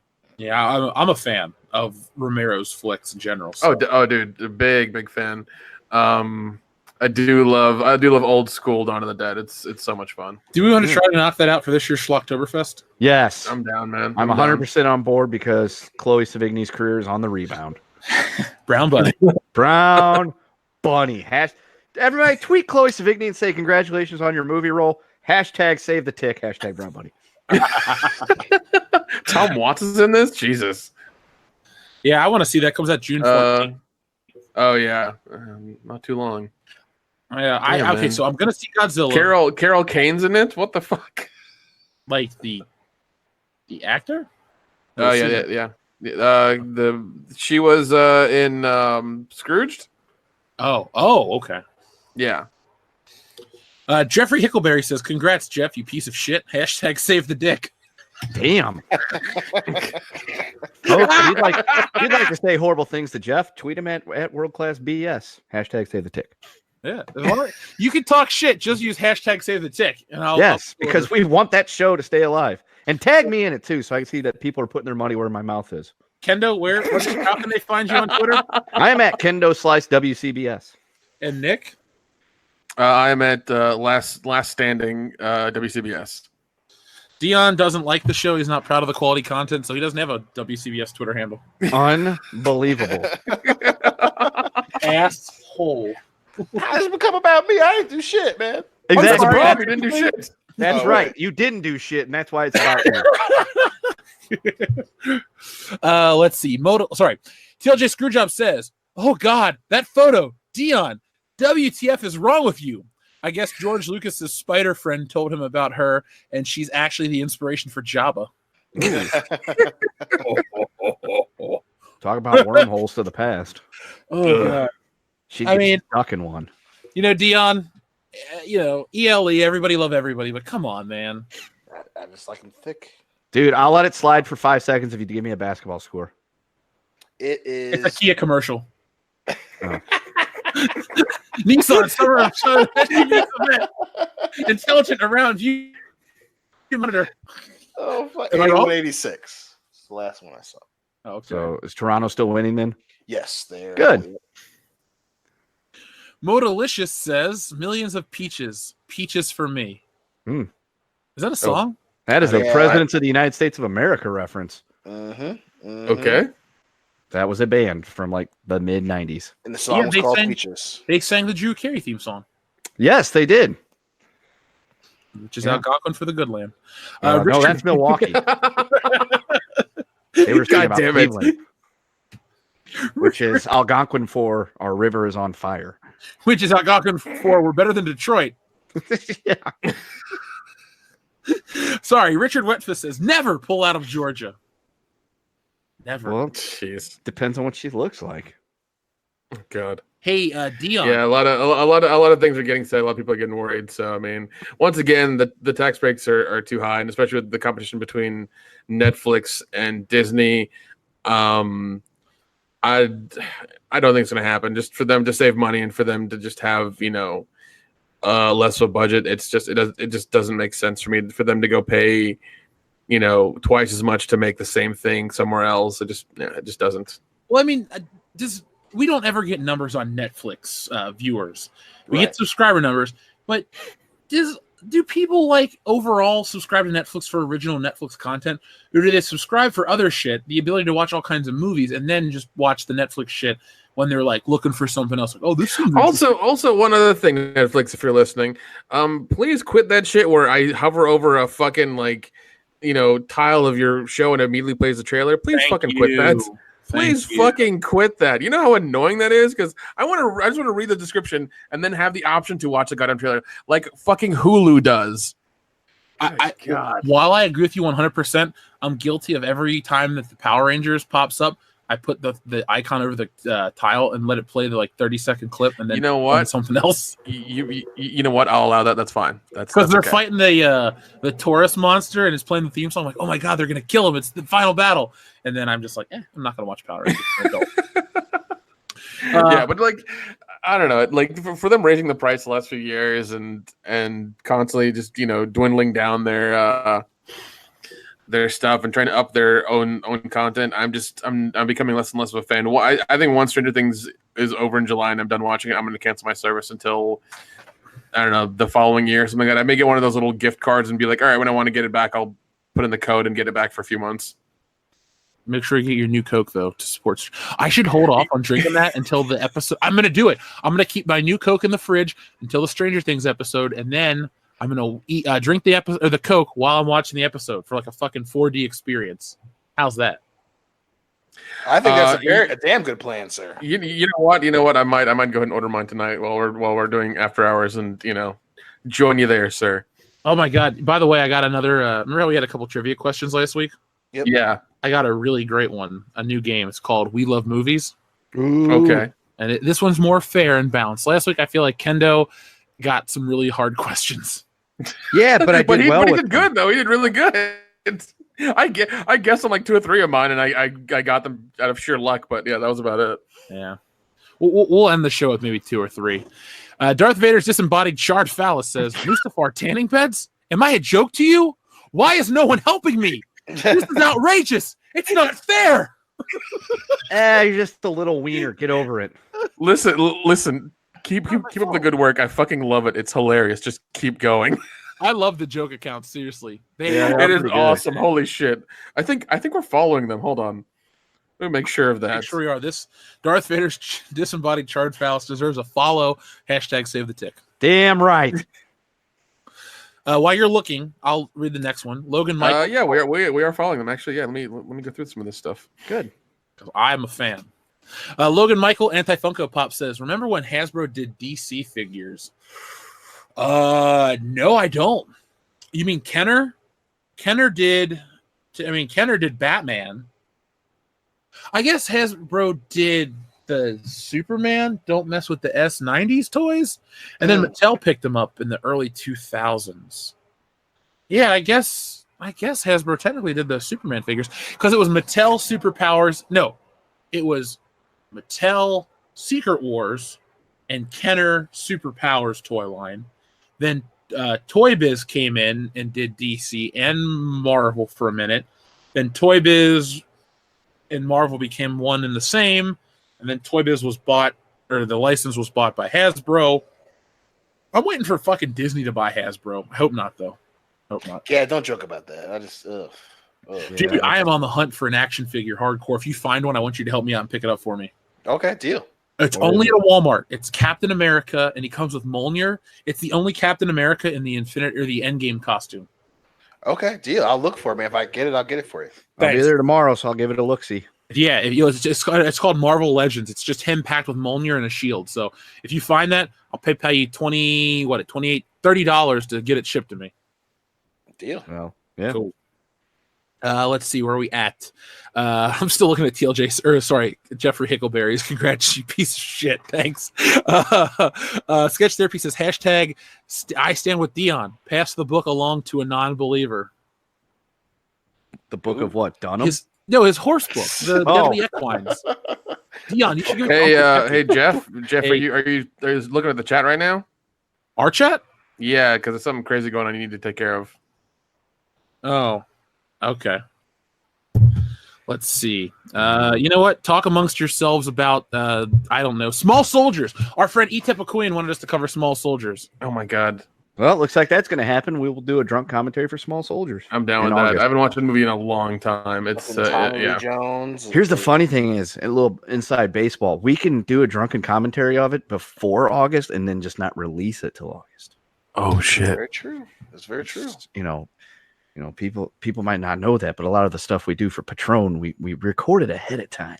Of course, we also talk about shit that's going on in present day. So if they're paying attention, they're like, wait, they recorded this months ago. Well, I mean, sometimes it dates it, sometimes we don't mean to. So fucking cool it over there. We don't call it dating. We call it a time capsule. Right. That makes that's it's part of the experience. It's kind of like Star Wars, only better. Right. Not played out and stupid. I just remember the kid from Small Soldiers in that show, Everwood. Oh my God! Wow, dude, Everwood. Folks, if you want Everwood, Blue Chew. Now tweet them, say give these guys a sponsorship. Hashtag save the tick. Hashtag super hard dick. It rhymes. Hashtag blue because both of them are. Jesus Christ, that person was spamming the shit out of the chat. Oh, I caught him. Jesus Christ, there's a lot of those. Holy shit. Yeah. I kept getting messages and things about it. I was like, what the fuck's going on? I was sitting here eating trying to mute my mic, eating a piece of pizza from dinner because, I was late to get to the old restaurant. Actually, it's just Pizza Hut. Fuck it. And all of a sudden, I'm like, oh shit. Okay, well, I'm sorry, folks. He's been dealt with, and Frank Rivet is never allowed on this channel again. Yeah, suck it, Brian Late. Oh man, I love this show. It's so much fun. Swinging Cod, Anton Yelchin would still be Chekhov if he had figured out how the parking brake works. Oh my God! On a Jeep. Damn! I would like to point that out. It was a Jeep. I own a Jeep. You're part of the problem. Rusty Cundiff hates you. Yeah, well, I hate myself. According to Rusty Cundiff, I shouldn't have a. According to Rusty Cundiff, you shouldn't exist. Yeah, and Dion should be beaten to death. Apparently, I gotta sacrifice like Emmett. Yeah. Jeez. We have to beat Dion to death to make Emmett Till's ghost happy. Oh my What a God. terrible movie. It was It's an really awful bad. movie. It's We really dedicated a whole episode of how terrible it was. It was so bad. Get ready for Twilight Zone, man. Is there a character named Dumas Beach, and we're supposed to be like, "Oh, that's a joke"? Haha! Didn't see that coming. No, there's one episode that just it's so fucking heavy handed. Jesus, I can't even begin to tell you. Oh man. So, let's see. We had just making sure that spam bot, went to hell.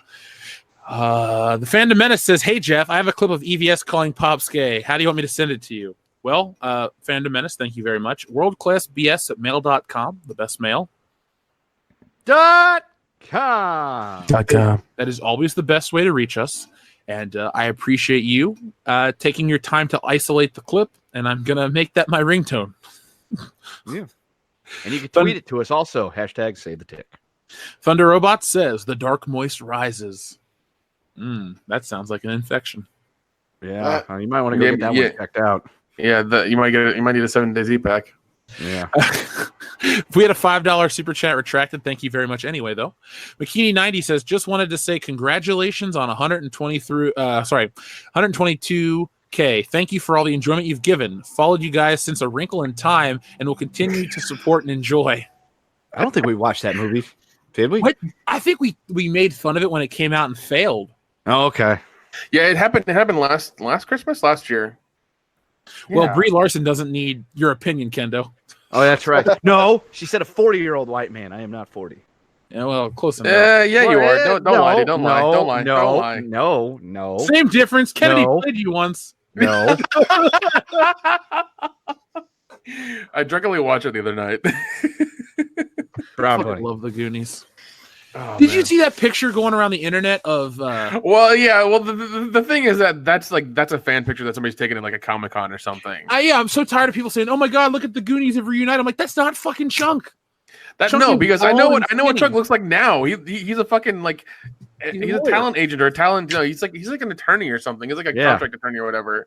I don't really look now because I've seen him in interviews. Like he does them occasionally. He hates doing them, but like he does them occasionally. He's more successful than Corey Feldman and every other Goonie combined. That's very true. I don't Well, know, Well, Sean Astin and Josh Brolin. Josh Brolin. was Josh Brolin really a Goonie though? He went with him. Technically. He's a Goonie. He's a Goonie by legacy because his brother was one, so he becomes one. Well, he was part of the whole goon troop. Yeah, but I always thought of it kind of like he was just there, kind of like Andy and what's her face, not Beth. What was the blonde girl's name? Martha Plimpton. Yeah, related to Bill Plimpton, the famous cartoonist. Correct. I always thought, those three were just kind of like watching the little kids who were the Goonies, but whatever. No, they all went on the adventure together, so technically they are all Goonies. But they kind of got trapped into going on the adventure together. Yeah, but still, I mean, I still think they're part of the club. You are now part of the tribe. That's right. Okay, fair enough. Josh Brolin's the most successful Goonie. Yeah, he snapped out half the universe and then got his head chopped off. Well, I mean, Robert Davi was also in the Goonies, and he was in Die Hard, so... Yeah. Shit. He was also in License to Kill. Well, you know what? Joe Pantoliano, who was Francis, was in one of the best episodes of Tales from the Crypt, so... There we go. Oh yes. Also directed by Richard Donner. Oh my Right. God! Wait, the cat one? Yeah, that's Richard Oh Donner. my God! And then he went on to play Ralphie Cifaretto in The Sopranos. He should not have shit. died. He got his head chopped off He too. was Cypher in the Matrix. That's true. He was. He always plays good pieces of shit. He does. He is a great asshole. Well, he was also in Bad Boys 1 and 2. He was the chief, Yeah, the captain. Yeah. Musa. the captain. Yeah. Oh, Captain Which Mike. I can't wait for part 3 to come out because they filmed it recently. So. Yeah, they finished. They finished filming. Mm-hmm. Yep. Yeah, that wrapped up recently. So, oof. Yeah. And Mama Fratelli almost got thrown off a train. That's a really weird movie. Yes, it is. Frank Reynolds would have had the balls to do it. Oh God. Oh, yeah. Frank Reynolds would have done it. But Danny DeVito, he was, I don't know. I think that was supposed to be like a modern take on Strangers on a Train, but It was. Stranger on a Train is way better. Oh, God, yes. That is a classic movie. is great. I saw that maybe 2 months ago for the first time.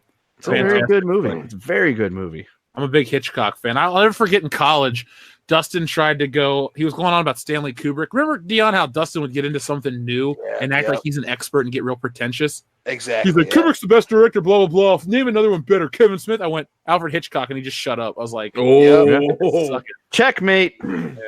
Well, you got to be careful if you say that around him because he actually might. That's true. Breezy. No, get off me. Get off me. No. Breezy Bird has an excellent point. He makes two, but I'm going to have to read them in the order they came eventually. He says, so manga in the U.S. alone grossed over $150 million in 2018. How does that compare to the comics industry? Well, wow. That's you know the answer, Breezy Bird, that's not even comparatively close. Really? Holy shit, I didn't realize it was that bad. Let's see. I'm trying to look up the numbers right now. And we'll talk amongst ourselves. So there's a speeder going across my screen right now, and it's driven by an old man, and he's got a boy with him. And there's a gold thing on the back. Oh, you live in the desert. What are you watching? Is there an orange field on the bottom of the speeder? No, this one's been cleaned up a bit. Oh, okay. That damn oil spot. And then there's a space brontosaurus just knocks some little cloaked hooded dudes off of the back of them, and I really should have watched the unedited version of this, not the special edition. I got both of them, but Well, Breezy Bird, according to Comic-Con, it says overall North American dollars for Diamond Comics graphic novels and magazines equals $516.59 million, down 1% year over year. The number one book was Action Comics 1000. Then it goes Spider-Man 800, Batman 50, Fantastic Four number 1, and then Amazing Spider-Man number 1. Where was Captain Marvel at on that list? I didn't hear you mention her. Yeah, because that chick is not making money for anyone. I don't know why. I mean, I read series 1 and oh wait, that's why it didn't. I read now Breezy Bird. One thing I'd like to say to you directly is that integrity from Japanese comics or manga is a lot higher. I know that when you pick up some of these books, you have a story. You know how long it's going to go for, and that's it. The way that they do it in American comics, sometimes it's great. It's like, for my whole life I can read what Spider-Man's going to do month to month, but at the same time, there are decades where it's, not decades, but like last 3 or 4 years, it's been garbage. So I would rather have one great story that I can go back and reread in its entirety than trying to go pick and choose, trying to find quality from, a monthly character. But the manga industry, has the respect and it's making money. And, that's just, you're talking about the U.S. sales. Think of Japan. And here's one thing, too. In Japan and France and other parts of Europe, Italy especially, comic book art is treated with reverence that you do not see in America. Comic book art is very secondary. In the 40s and 30s, people would aspire to be cartoonists for comic strips and newspapers, and comic book art was looked at as a second-class type of thing. So there's always been a weird stigma, especially with the pay scale for comic book artists. And it would be nice in the new era if they started to treat it with a little more respect, because a lot of great stuff comes from comic books. All the movies that we're watching, not all of them, but a lot of the big budget movies we're seeing, go look at the highest grossing, the top 10 grossing highest films of all time, highest grossing films, and I bet you most of them are based on comic books. So where are we at? Mark C says best movie song Ghostbusters by Ray Parker Jr. Dion, you got a point. Damn right. Breezy Bird also says, when the number one comic in America is My Hero Academia, not a Marvel or DC product. I know that's a popular franchise. I don't even know what the fuck it is, but I hear people talk about it all the time online. Do you know what it is? I have no idea. No idea. Is it it's nothing like, what's that one, Umbrella Academy, that's real popular on Netflix? Netflix, yeah. I'm guilty of not watching anime or reading manga, not because I have anything against, the art form. It's because there's a certain style of art or a certain style of storytelling that I just don't get into. Right. I'm going to read manga. It's got to be like older stuff. Oh yeah, of course. Have you guys ever heard of a book or a series called Initial D? It's just about like drifting. Yeah, I heard of yeah. it, Because I used to see the games at an arcade I used to go to a lot. So I've Yeah. watched the show. It's not great, but I is sat it, and watched is the it whole just, thing. just them drifting and going Super Saiyan every episode? Well, the first episode is about like a kid in school, and he's like, "I got to work so much this summer to get money to buy a Acura or whatever the car he wanted to get was. Maybe it was a Honda." But my point, it's just so like I love animated versions of mundane life things. You know, it's like, oh, I don't need to watch two guys fight in outer space. I would rather watch a story about somebody trying to create a comic book and then work at a comic convention. That's a real show, by the way. Damn. I think it was called like Comic Party. Yeah. I was, Oh my god! so like we used to have cable, God, like 15 years ago. We had an early version of On Demand, and it had this Comic Party show. And I remember watching it thinking, this is kind of cool. Billy Ritchie says, "Gents, they're remastering the Ghostbusters game. We've been wanting to talk about this for God, we are so fucking happy." Yeah, Billy, I saw the trailer this morning and I sent it to Nick, and Dion and Kendo were aware of it as well. I will say this, excuse me, 2009, 10 years ago, the summer of 2009 when that game was released, I was working a shitty job for 7-Up Pop Company, but the highlight of that summer was twofold: Ghostbusters and Batman Arkham Asylum. And we already got a remaster of Arkham Asylum. I downloaded it.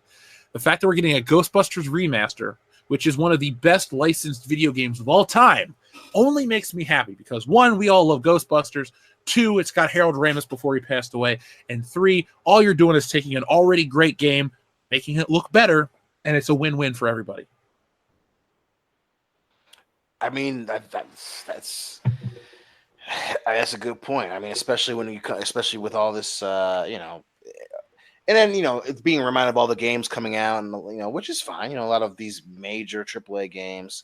Ghostbusters was fun. I never got a chance to play it. I heard nothing but good things about the Ghostbusters game, but especially now it's going to get released. I'm definitely going to get it now because, again, I heard it was great and I got an opportunity to play it and have it look fantastic. Fucking sign me up. Here's a question: if we were each Ghostbusters, who would we be? Ooh, I feel like I would be Dan Aykroyd, aka Ray Stantz. damn. I feel like you'd be Bill Murray. I like to tell myself I'd be Bill Murray. I like the idea of that shit. I think Nick would be Harold. Yeah, Nick would be Egon, and Be Egon. Kendo would be Winston, Which is his favorite, so that works out just fine. Well, I mean, I'm just putting this out there because our next comic project, which will, hello August maybe, Wokebusters, that'll be our premise for the next one. We're gonna attack the wokeness and political correctness in entertainment.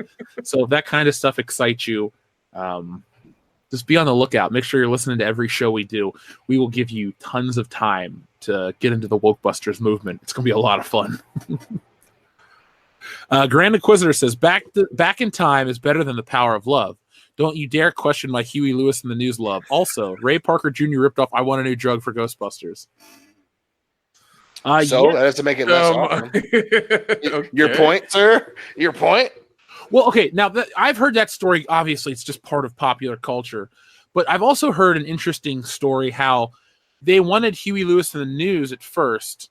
And so Huey Lewis and the News produced something that the Ghostbusters people ended up taking as their own type of thing and just kind of gave it off to Ray Parker Jr. That's what I've heard. I don't know if that's the true 100%, gospel of the story. But I honestly, if I have to pick a Huey Lewis and the News song, I'm going to pick Hip to Be Square.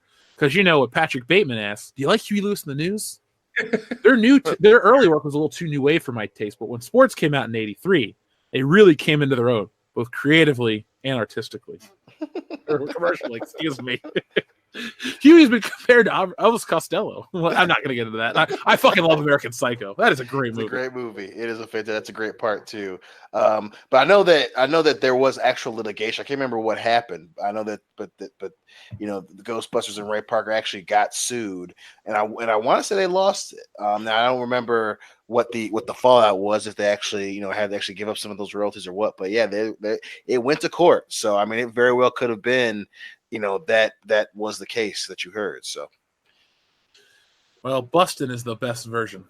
Oh, by far. That's very true. As much as I love the original, Bustin's is better. Honestly, if you said, Jeff, you could never hear Ghostbusters again, but only Bustin', I'd say okay. Mm-hmm. It's just a better version.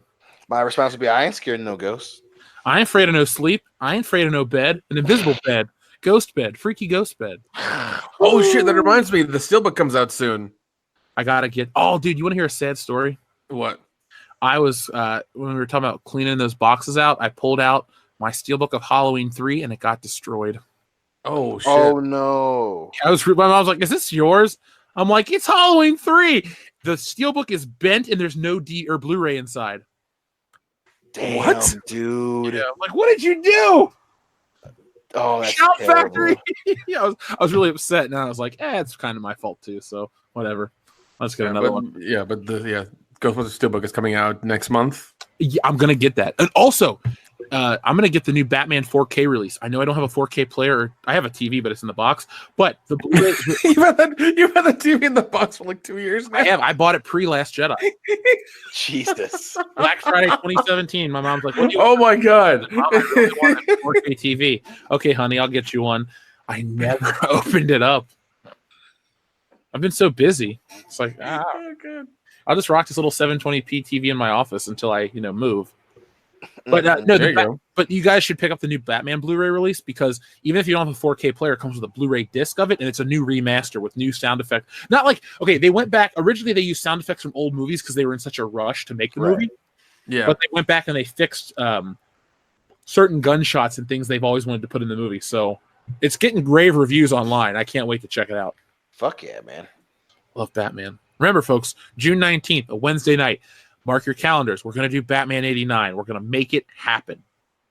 I'm going to... you know what I should do? What's that? No, I don't want to... I should get a Batman cowl and wear it on camera during that movie. Yeah, you should. The Big Pussy Boy, do it. Hold on. Let me look real quick. Let me look. Oh, my God. Batman 89 mask. Because if I say cowl, it might not find it. Let's see if it can find one. Not mask. God damn it. God. I love you, Google, but come on. Oh my God, they got one from Batman Returns. It's only $20 on eBay. There you go. I should get that and wear it. Ooh, If I can sir. breathe the thing. Sir, I think you absolutely fucking should. Can Batman hear? Yeah. He's Batman. Of course he can hear. He has crazy good hearing. It's echolocation, sir. Yeah. He's Batman, not a fucking bat himself. Team costume, bro. Listen, Alfred made his ears, okay? He can hear 10 blocks away, right? Calm down. I'm right here, Master Wayne. Oh, shit. Alfred. Moto. Alfred, why are you in the attic? Sir, you're in the back. I can hear you 10 miles away. Why are you in the fucking attic?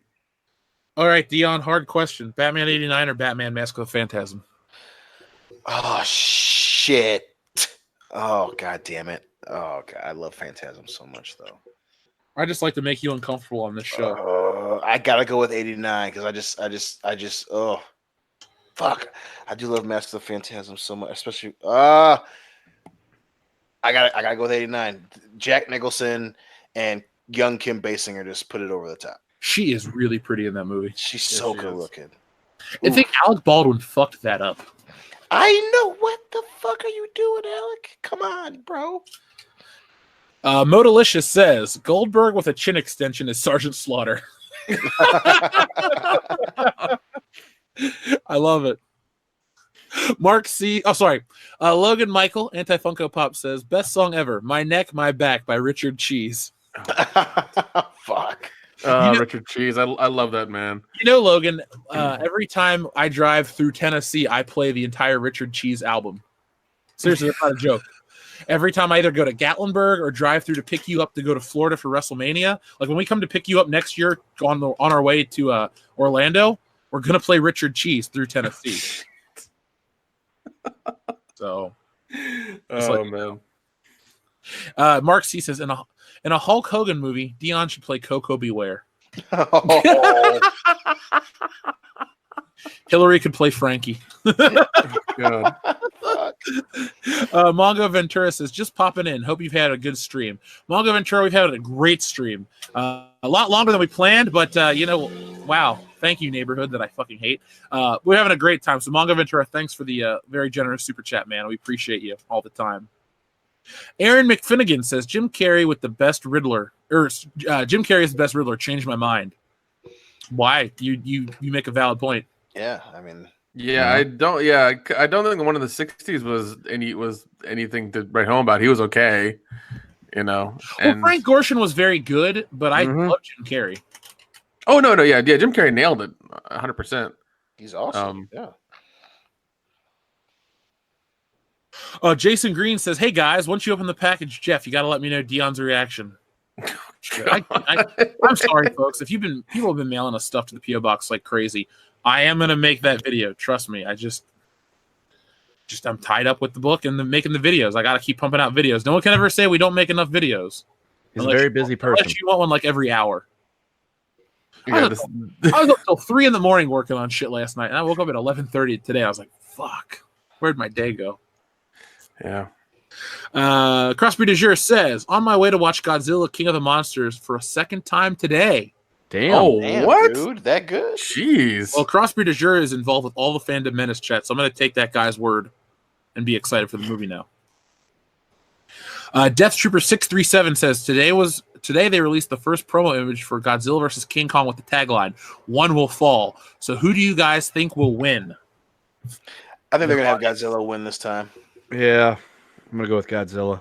Yeah, that makes sense because they're going to keep going with that franchise because what is it? Godzilla Skull Island was so good. And they're gonna cut Kong Skull. Sorry, Godzilla, God damn it. Kong Skull Island was so good. They're gonna keep going with that. So I'm gonna go with Godzilla wins. I think King Kong won the first one, right? Back in the 60s. Yeah, he won the first one. Yeah. Like Godzilla is an evergreen property. And it's funny because Godzilla. Like, I've used this analogy for Nintendo and shit, but when you bring out, like, a new Godzilla thing, like, tons of people come out, because Godzilla's not talked about a lot. Like, we could talk about Star Wars every day and get thousands of people, hundreds of thousands of people to watch all the time. Godzilla, when there's new shit, people will get excited for it. But, it always has that audience, and people are always connected to that character. I love Godzilla. I watched Godzilla versus... I was at Phil's. We watched was it Godzilla versus Mothra? Yeah, we watched Godzilla versus Mothra on Saturday night before Double or Nothing. So I'm refreshing my Godzilla memories. Fuck yeah, dude. Nothing wrong with that. It's a good way to spend a day. We'll get some Godzilla commentaries out fairly soon. We just gotta. Kendo's had some work schedule. This work's got him busy. Dion's got a family and stuff to deal with. I've been trying to finish up stuff, and Nick's busy with work too. So we will sit down in the near future. We'll spend a day together, and we'll make shit happen. Don't worry, folks. The Geek Talk Society says, just hit 600 subscribers. Congrats on your milestone, guys. Been here since you had a few K subs on the Force Awakens video. Only way is up. Emotionally gutting. I looked at that video. It's over 87,000 views now. That nice. old one. It keeps moving, man. I mean, 87,000 views is nothing nowadays, but still, that old video. Oh my god, it's a pivotal moment in the history of world-class bullshitters. Yeah, just to think, Phil didn't want me to record it without him. I would say that it worked out just fine. Yeah, we recorded a lot without Phil, and it's all been successful. Yeah, I will say I think we live in the good 1985. I'm just putting that out there. Goober Brothers Entertainment says, hey guys, it's Commander Cody. This is my channel. I just started up. Just released my first intro on Anchor. Any advice would be great. Love you guys. Well, Commander Cody, aka Goober Brothers Entertainment, my advice to you would be consistency, meaning put out videos regularly, and even if maybe 2 people watch the first one, keep pumping it out and take each little piece of growth as a victory, and just keep making the videos. And I know this sounds odd to say too, but this is a piece of advice I'd give to people that are trying to do YouTube or anything creative. Don't rely on the people you know to be as supportive as people that will find your stuff organically and become big fans. I know that sounds really weird, but like people in my personal life, let's say I hang out with, 15 people regularly. none of them watch the shit I do, but we have a huge audience. So I mean, you know, that's a weird thing to tell you, but I think it's a good piece of advice. What do you guys have to suggest? No, that's entirely true. I mean, and also social media will make or break you real quick. Get on all of it and post like crazy all the time. Not all the time, but you know, at least consistency and with good stuff. I wish we had the guys that ran the Real Independent Productions social media to run ours, because that shit's fun. Oh yeah, they're on it. Like anytime I post anything on Instagram, I get liked. You guys are welcome. You guys are very welcome for that. You know, Nick, quick sidebar. I enjoy how, so folks, you know, we have that British voice on the beginning of all of our videos. Mhm. Yeah. We're friends with her on Instagram, and her posts are always fun. So, Nice. yeah. I'm going to get her to record us some new stuff soon. Yeah. My only advice would be that'd don't be- eat the red rope licorice. God. Oh, that's a good movie. Yes, it is. Also, Twitter has something to do with YouTube as well, and it's really odd. But you know, get that up. So that's a thing I would suggest. It's a weird correlation, but that's just something that happens. Aaron McFinnigan says Captain Marvel versus Chuck Norris. Jeez. The far right meets the far left. That's basically what that is. That's basically what that is. Yeah. Pretty much. Hey, by the way, Kendo, Toronto won Yay. by 9 points. Somebody different. Dude, Chuck Norris would push Captain Marvel shit in. Yeah. Well, even in the movie, she couldn't fight. She couldn't fight Jude Law. He was beating her ass. She couldn't beat Jude Law. She couldn't beat Thanos. She could only beat up on an unpowered dude on a motorcycle. Yeah. Yeah. Talk about a hero. Yeah. You can't spell it without her, bruh. Well, that's kind of how the English language goes, but whatever. Sure. Dr. Coffinail says that Paul Rubens is going to be at Horror Hound, guys. Oh, I know. Yes, he is. We know. Dr. Coffinails, not only do I know that Pee Wee Herman himself is going to be there, I've actually considered buying a brand new Pee Wee's Playhouse in the box to get autographed because 3-year-old Jeff loved Pee Wee's Playhouse, okay? Like, a lot. I have a fucking Pee Wee Herman scooter in my basement. It sits behind the air duct because I haven't moved it in 20 years. I actually the other day was going through some stuff in my basement and I found my old Pee Wee Herman action figure. So that might come to Horror Hound with me. I have an old vintage one that comes with the scooter in the box. I might get that autographed if I can. Oh my God. Yeah, I got that. Yeah, that's one I got too. Mine's been taken out and played with. So I was one of those kids that if I liked a toy, I had multiple, like not always multiples, but I played with it. Like Pee Wee Herman toys were pieces of shit. They broke a lot. So I probably had 15 Pee Wee Herman figures because they kept breaking. Like, because they would fall apart at the hips because they were made by Matchbox, who didn't really make a lot of action figures. No, they're just gonna make it those little fucking cars. That's it. Yeah. The weird thing about Pee Wee Herman action figures were that, like, okay, so the body was all plastic, but the jacket was cloth, and it came off real easily. And like he didn't really have like a neck. Like the head was all molded, kind of funky. So he had like makeup on the face. And bright red lips. It was a weird figure, but I had so many of them. It's not even funny. So Dr. Coffin Nails, we're gonna get. Guys, we gotta get a photo op of Pee Wee Herman. Oh, it has to happen. Really? If he's, I'll take care of it. But if he's wearing the fucking suit, yeah. Look in the photo op stuff because usually they'll have that as an option. Where it's like, oh, you know, him normally, him wearing his outfit, and like, you know, they might have that as an option. So for as much as I love Mystery Men and him as the spleen, it's like, okay, like in the hierarchy of things I have loved in my life, Pee Wee Herman's like top 20, maybe number 20. Yeah, I was gonna say Pee Wee's Big Adventure. I would watch that maybe twice a week. Watch it so much. Yeah, it was like twice a week for a couple of good years during my youth. I would watch his TV show. Yeah, that too. Pee Wee's Playhouse. So, yeah, Pee Wee's Playhouse is what I liked more than Pee Wee's Big Adventure, but I had them both on video, so I'm excited. That's somebody I told my mom. She's like, "You got to get an autograph." I'm like, "I know, I have to." I'm kind of excited. Yeah. Acid Blade 21 says, went to a comic book store a few towns over from where I live, and they have a whole shelf of mint condition comics from the 60s and 70s. Bought myself Avengers issue number 25 from 1965. Ooh, Nice. let's see Damn. what the cover of that one is real quick, because I am curious. Let's see, Avengers 25. By the way, are we excited for X-Men? I've actually gotten a little bit more excited, but I'd say pleasantly aroused. I don't care. I think we'll give it the Godzilla treat. We'll give it the treatment of we'll go see it. I'll go see it that weekend and report back, because Dark Phoenix is my favorite X-Men story, but that's not mandatory channel viewing. Yeah, I won't see it. It looks a lot better. Yeah, like X-Men. I cease to care about it. It's just like, well, that should. I feel like I'm okay with that getting rebooted entirely. I'm alright with that. Yeah. Okay, so Avengers number 25 says, enter Doctor Doom. In this great issue, don't miss the brief guest appearance of the Fantastic Four. So Acid Blade 21 got himself a really nice issue. Yes, he did. Let's see, that's Jack Kirby artwork. Yeah, Jack Kirby, the king of comics. Acid Blade 21, I do enjoy going to pick up.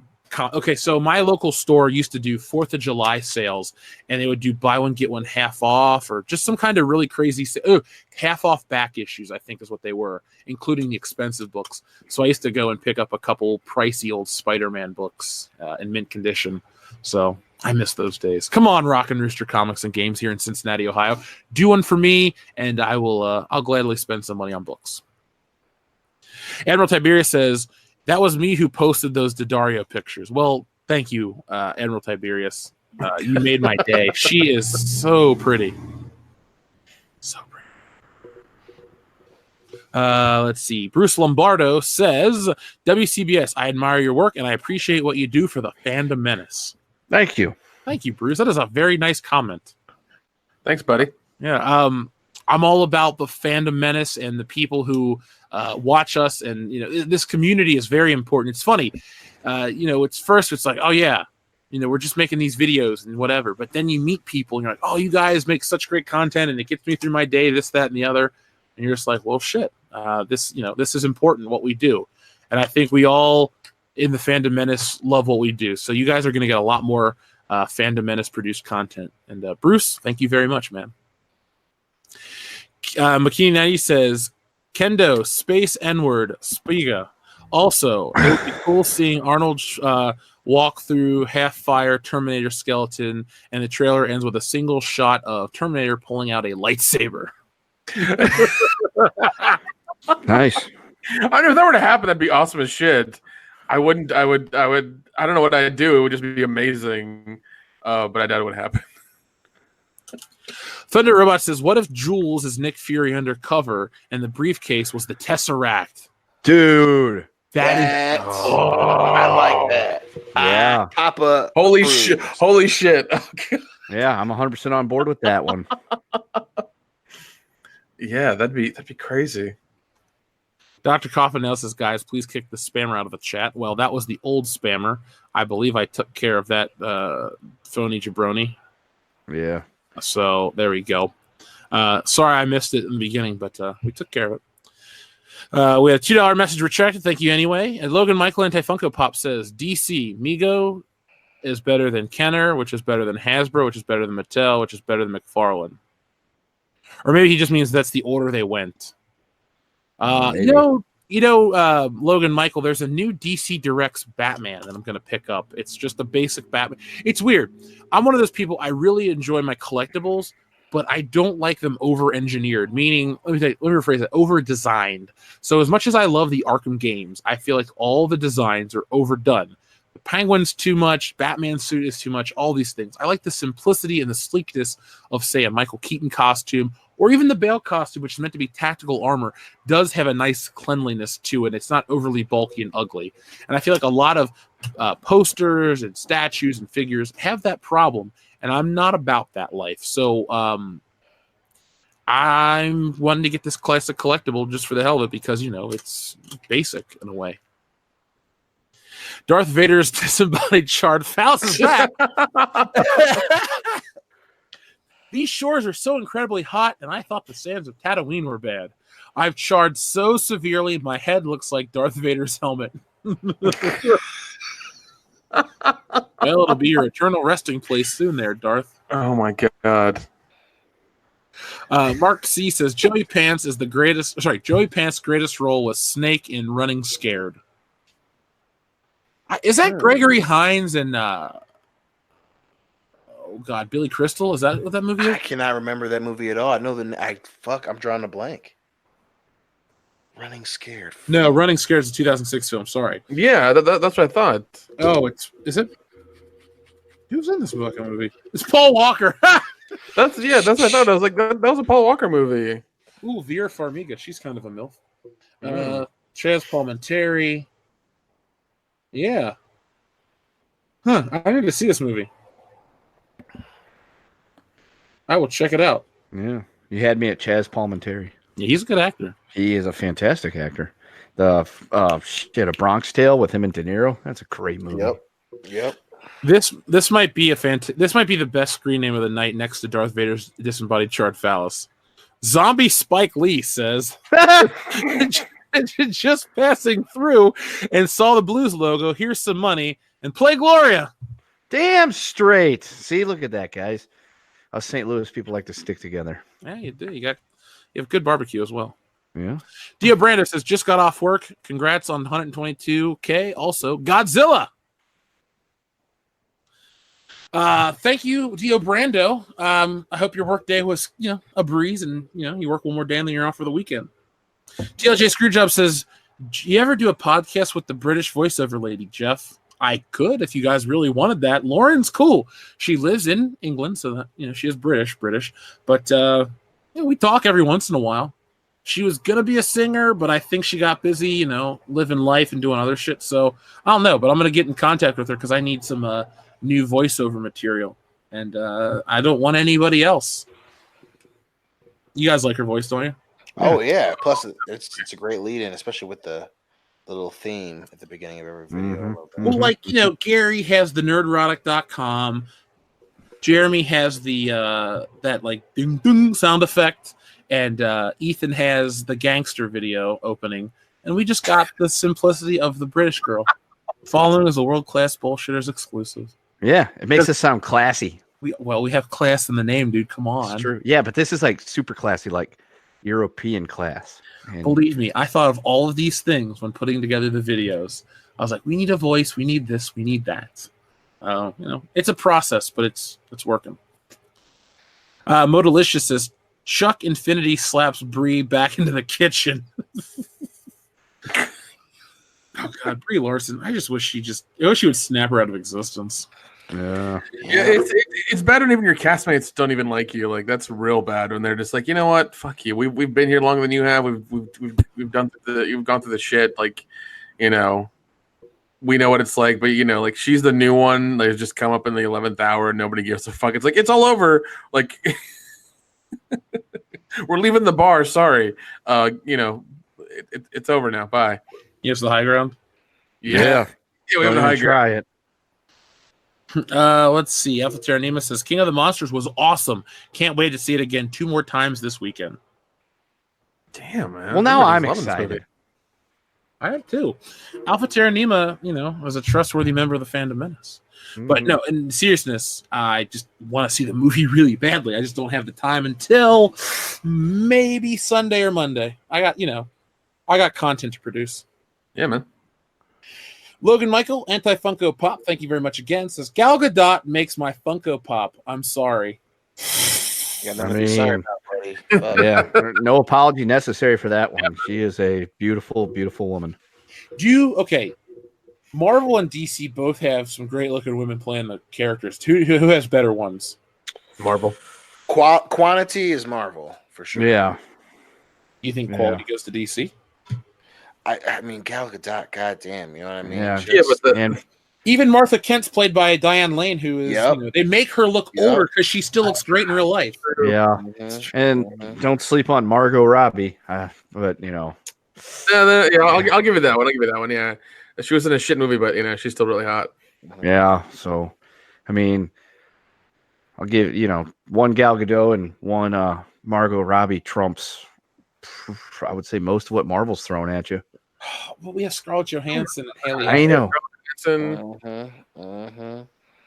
got Agent Carter. We got motherfucking, Haley Atwell. Yeah, Agent Carter. That's a beautiful. If Marvel gets chick from Two Broke Girls, what's her name? Kat Denning. Shit. Kat Okay, Denning. Marvel wins. Marvel wins. Sorry. Fine. You guys can have the Marvel women between yourselves. I'll take Margot and Gal, and I'll see you later. All right. Well, fine. You enjoy a shield and a sword and a psycho bitch. You know what? I don't really give a shit. It sounds like a good weekend. Be like, she's pious and she's crazy. Have fun. Be like, oh, we will.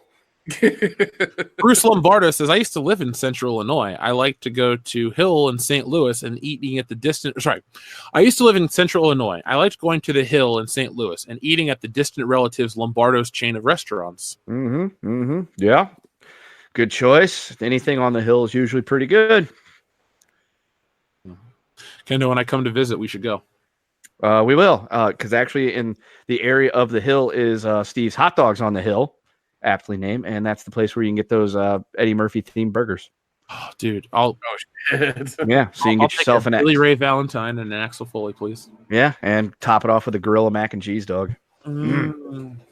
Hey, Dion, if we remember next year when we're in Florida for Mania, we should go back to that burger restaurant. Oh yeah, the one in Orlando. Yeah, where Loudy did the challenge and won. Yeah, that wasn't that far from where we were staying, anyways. That was in the parking lot. What I say, I was like, that little part, the shopping area. Yeah, that's gonna be a fun trip. I can't wait. We're gonna live stream a lot from down there. Oh, I'm pumped. It'll be in Tampa. Tampa's got some good bars too. We'll do a Good Morning Pop Culture, like looking over the balcony when we're kind of hungover. Yeah, dude, I have complete faith in you because you always pick the really, really nice Airbnbs. Yeah, I want to sleep somewhere safe. So yeah, and somewhere nice. Yeah. Somewhere comfortable. Well, the thing is, we like to go out, but we also like to just chill at the house. So yeah. Mark C says, "Running Scared" is the Gregory Hines Billy Crystal movie. So I was right. Aha! I remember that movie. They're both cops. Oh shit! Okay, all right. I know what you're talking about then. R.I.P. Gregory Hines. Oh shit! Really? He's been dead for like 20 years. Yeah, dude. He's been dead for a long time. Yeah, 1986. That's a damn fine movie. Holy shit! When did he die, Gregory Hines? Did he make it out of the 90s? Yes, he died in 2003. Yeah. Okay. What was the TV show he was in? That was Gregory Hines Show. I guess that was what it was called. Shit. Oh, there you go. Yeah. He's also in stuff like Bojangles, Waiting to Exhale, and The Cotton Club. And then finally, our last super chat of the evening, because this has been a super long episode.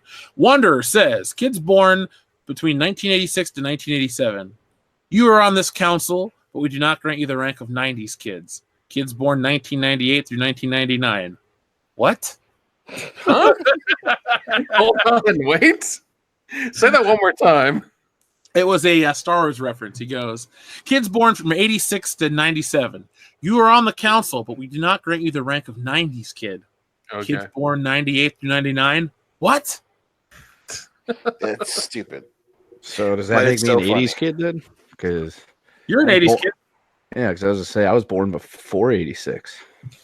Yeah, I just say, even though I was born in the 80s, I consider myself a 90s kid because I remember most of the 90s decade, like, vividly. So if you say, oh, Jeff, remember 94? I can go, yeah, I remember 94. Remember what I did.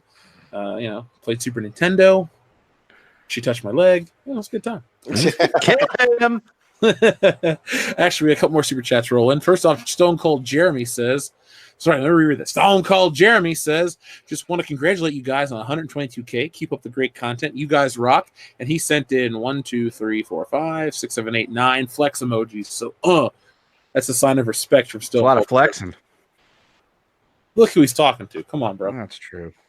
By the way, I listened to What's Wrong with Wrestling this week, Kendo. Yeah. And I need to learn how to do the Stone Cold voice as good as that Joe Pisano guy. Uh-huh. That was an excellent Stone Cold voice. Yeah. And our friend Bruce Lombardo says, congratulations once again. You deserve our respect, as you have always respected us, your fans. If only Disney would do that for their fans. That's true. If they did, they'd be a lot better off. But they don't. So fuck 'em. Also, I have a question for Bruce Lombardo. Are you related to Steve Lombardo? And if so, can we get a signed picture? Well, while you answer that question, Bruce, thank you very much for those kind words. I appreciate that. We do respect you guys, but we also have a lot of fun with you guys. We love doing the podcast. Every Thursday night is the World Class Bullshitter Show. We've been doing it since 2015. Can you believe in October on the 21st, it'll be our 4-year anniversary, Dion? That's crazy, dude. Oh man, That's so crazy. You've been here since the first episode. Nick, you've been here since the third, and Kendo, you're what, 86?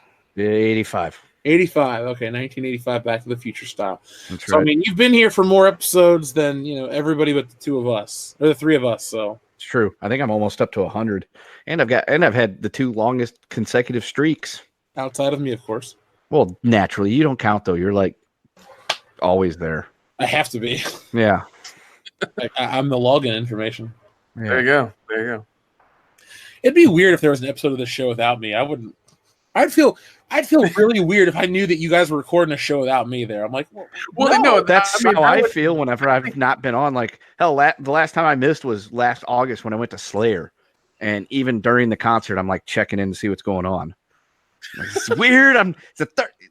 Even when we've like pre-recorded because we were going to be, unavailable to do that Thursday night. It's like Thursday night rolls around. I'm like getting the shakes. It's like an alcoholic that needs a drink. Like, yeah, I don't. Well, I was at WrestleMania that weekend, so I didn't have those thoughts. But I did. I was like, damn it, it's a Thursday night and I'm not doing the show. we were hanging out with Cecil at a bar above New York City. Damn right we were. Yeah, but don't- yeah. Keep rubbing that in. Meanwhile, I was chain smoking and pacing the hallway. I didn't know you had a hallway. Alpha Terranima says, non-spoiler, they actually mixed the human and monster action for this one. Felt like a big budget version of the 98 cartoon. Okay. All you're doing is selling me more on this movie, Alpha. Yeah, I was gonna say, I'm not hearing anything that says don't watch this. Yeah, I'm sold. I want to go see it tomorrow in the morning. I'll think about it. We got to do after hours. I'll see what my hours are like. Logan Michael, anti-Funko Pop. Sorry, I don't want to make that mistake. May the Funko Pops rot in hell. Yes. Don't think they will. They're made out of plastic. They're not rotting anytime soon. They're made of vinyl. Either way. Well, I think they'll be fine. When there's no more room in hell, the Funko Pops will rot in the earth. So, folks, this has been our 122,000 subscriber special. Isn't it crazy to say those numbers out loud, and that's the reality we live in? It is. Yeah. Really crazy. It's nice. It is. It's funny. We put this into perspective. I think it was Star Wars Celebration. We said like the amount of subscribers we have could fill the AT&T arena down in Dallas, right? Isn't that AT&T? Yep. Yeah, Dairy World. Yeah. Isn't that crazy to think like there are that many people that subscribe to this channel? Well, now we need a college football stadium to fit them all. Yeah. Was it the M or OU? Not OU. Who's the big one? The Big House? Big House, Michigan. Yep. Yeah. If only they had a better college. I'm just joking. I'm not into that rivalry, even though I went to state. I just keep it alive for you, Dion, because we're buddies. My man. There we go. Yeah. Hail to the victors. No, but man, it is. It's. I want to say it's surreal, but I've come to terms that we just have a great community of people, and we all do this together. So, folks, I want to thank you guys. It's the end of our episode, so you can go to bed finally. It's about to be midnight, so a long show. Didn't plan on it being over 3 hours at this point, but I had a fun show. This might be one of our best ones. It's episode 175, so we got 25 more weeks until our 200th episode, which is that right around when Star Wars comes out? I think it falls on the week of Thanksgiving, if I'm not mistaken. Do we want to take a break so we can actually have it be Star Wars Episode 9? We'd have to take like a 3-week break. I mean, we'll have to take a break for Thanksgiving no matter what. I'll do the math on it and figure out, and I'll see where we're at. You do the math. You are the Rain Man to my Tom Cruise. All right, well, hot water burn, baby. Let's count some cards. All right. Well, pour me a bed. Wanderer says, my chart is a rough assessment. It's spelled RUFF, so I guess it's a dog pun. I'm sorry. All right then. I'm 12% alcohol beers deep. So, time means nothing to me right now. I'm sorry. So we're going to take this time to thank you guys once again. So you want to close it out in our traditional style, guys? Absolutely. This has been episode 175 of World Class Bullshitters. Every Thursday night, we take a dump on the world of pop culture. If you enjoyed this video, make sure you give us a thumbs up. I've been meaning to ask during the show, but I forgot because we got involved in the topic. So if you're listening to this, give us a thumbs up on your way out. And if you're listening to us on Google Play, iTunes, Stitcher, and any streaming platform that we may be on, make sure that you guys give us a 5-star review, not for our egos, but because it helps us become more searchable in the index. We've said it in the past, we're going to say it again. The more thumbs up, the more 5 stars makes World Class Bullshitters. It gets us in front of more eyes, which helps the Fandom Menace grow, which helps us get our message out there and build the community. That is our number one goal, to build an awesome community around good, fun entertainment. And I don't really have anything else to say. Dion, you want to say anything? Yeah. Nah, baby, I got nothing for you. Nick, Gendo? I want to plug my channel. That's cool. Always, man. I run my own channel called Real Independent Productions, where we every Friday we do a podcast, or at least post podcast, where we talk about independent horror films that we like and love, and want you guys to watch and support as well. We're all about independent film, independent art. We always try to support those people and those projects. So give us a like, check us out. We're on Twitter, Instagram, YouTube, Facebook, and please subscribe to our channel. So thanks. What's tomorrow's show? Tomorrow's show will be 2008's, I think Sundance winner of Dance the Dead, where it's a bunch of high school kids who have to fight their way through zombies at prom to save the town that they live in. I think I've seen that movie. You probably have. Cool. Well, folks, that is Real Independent Productions. The show is called Scary Drunk, and it's got Nick, the last standing Samoan. So, yes, I get real drunk, real white girl wasted, and I talk about horror movies. So Nick is my favorite non-white dude to get white girl wasted. Yeah. I mean, I wouldn't say my favorite person to get white girl wasted because actual white girls getting white girl wasted is funny. Yeah. But you're my favorite dude to get white girl wasted. Put it like that. And I'm always up for it. You really are. That bar in Chicago, the second one, you were really white girl wasted. Oh shit. Oh my God. Well, let's continue this discussion on our after hour segment. So folks, thank you for watching. Thank you for listening. Check out our Kathleen Kennedy video. It's kicking ass. The J.J. Abrams one is almost 300,000 views in under just about a week. So check those out. Check out our Captain Marvel saga. Millions of videos, views, and all that other happy horse shit. And who knows, if there's more drama surrounding Captain Marvel with Disney trying to censor us, I may have to pull out a script and make another video. So until next time, folks, as always, be excellent to each other.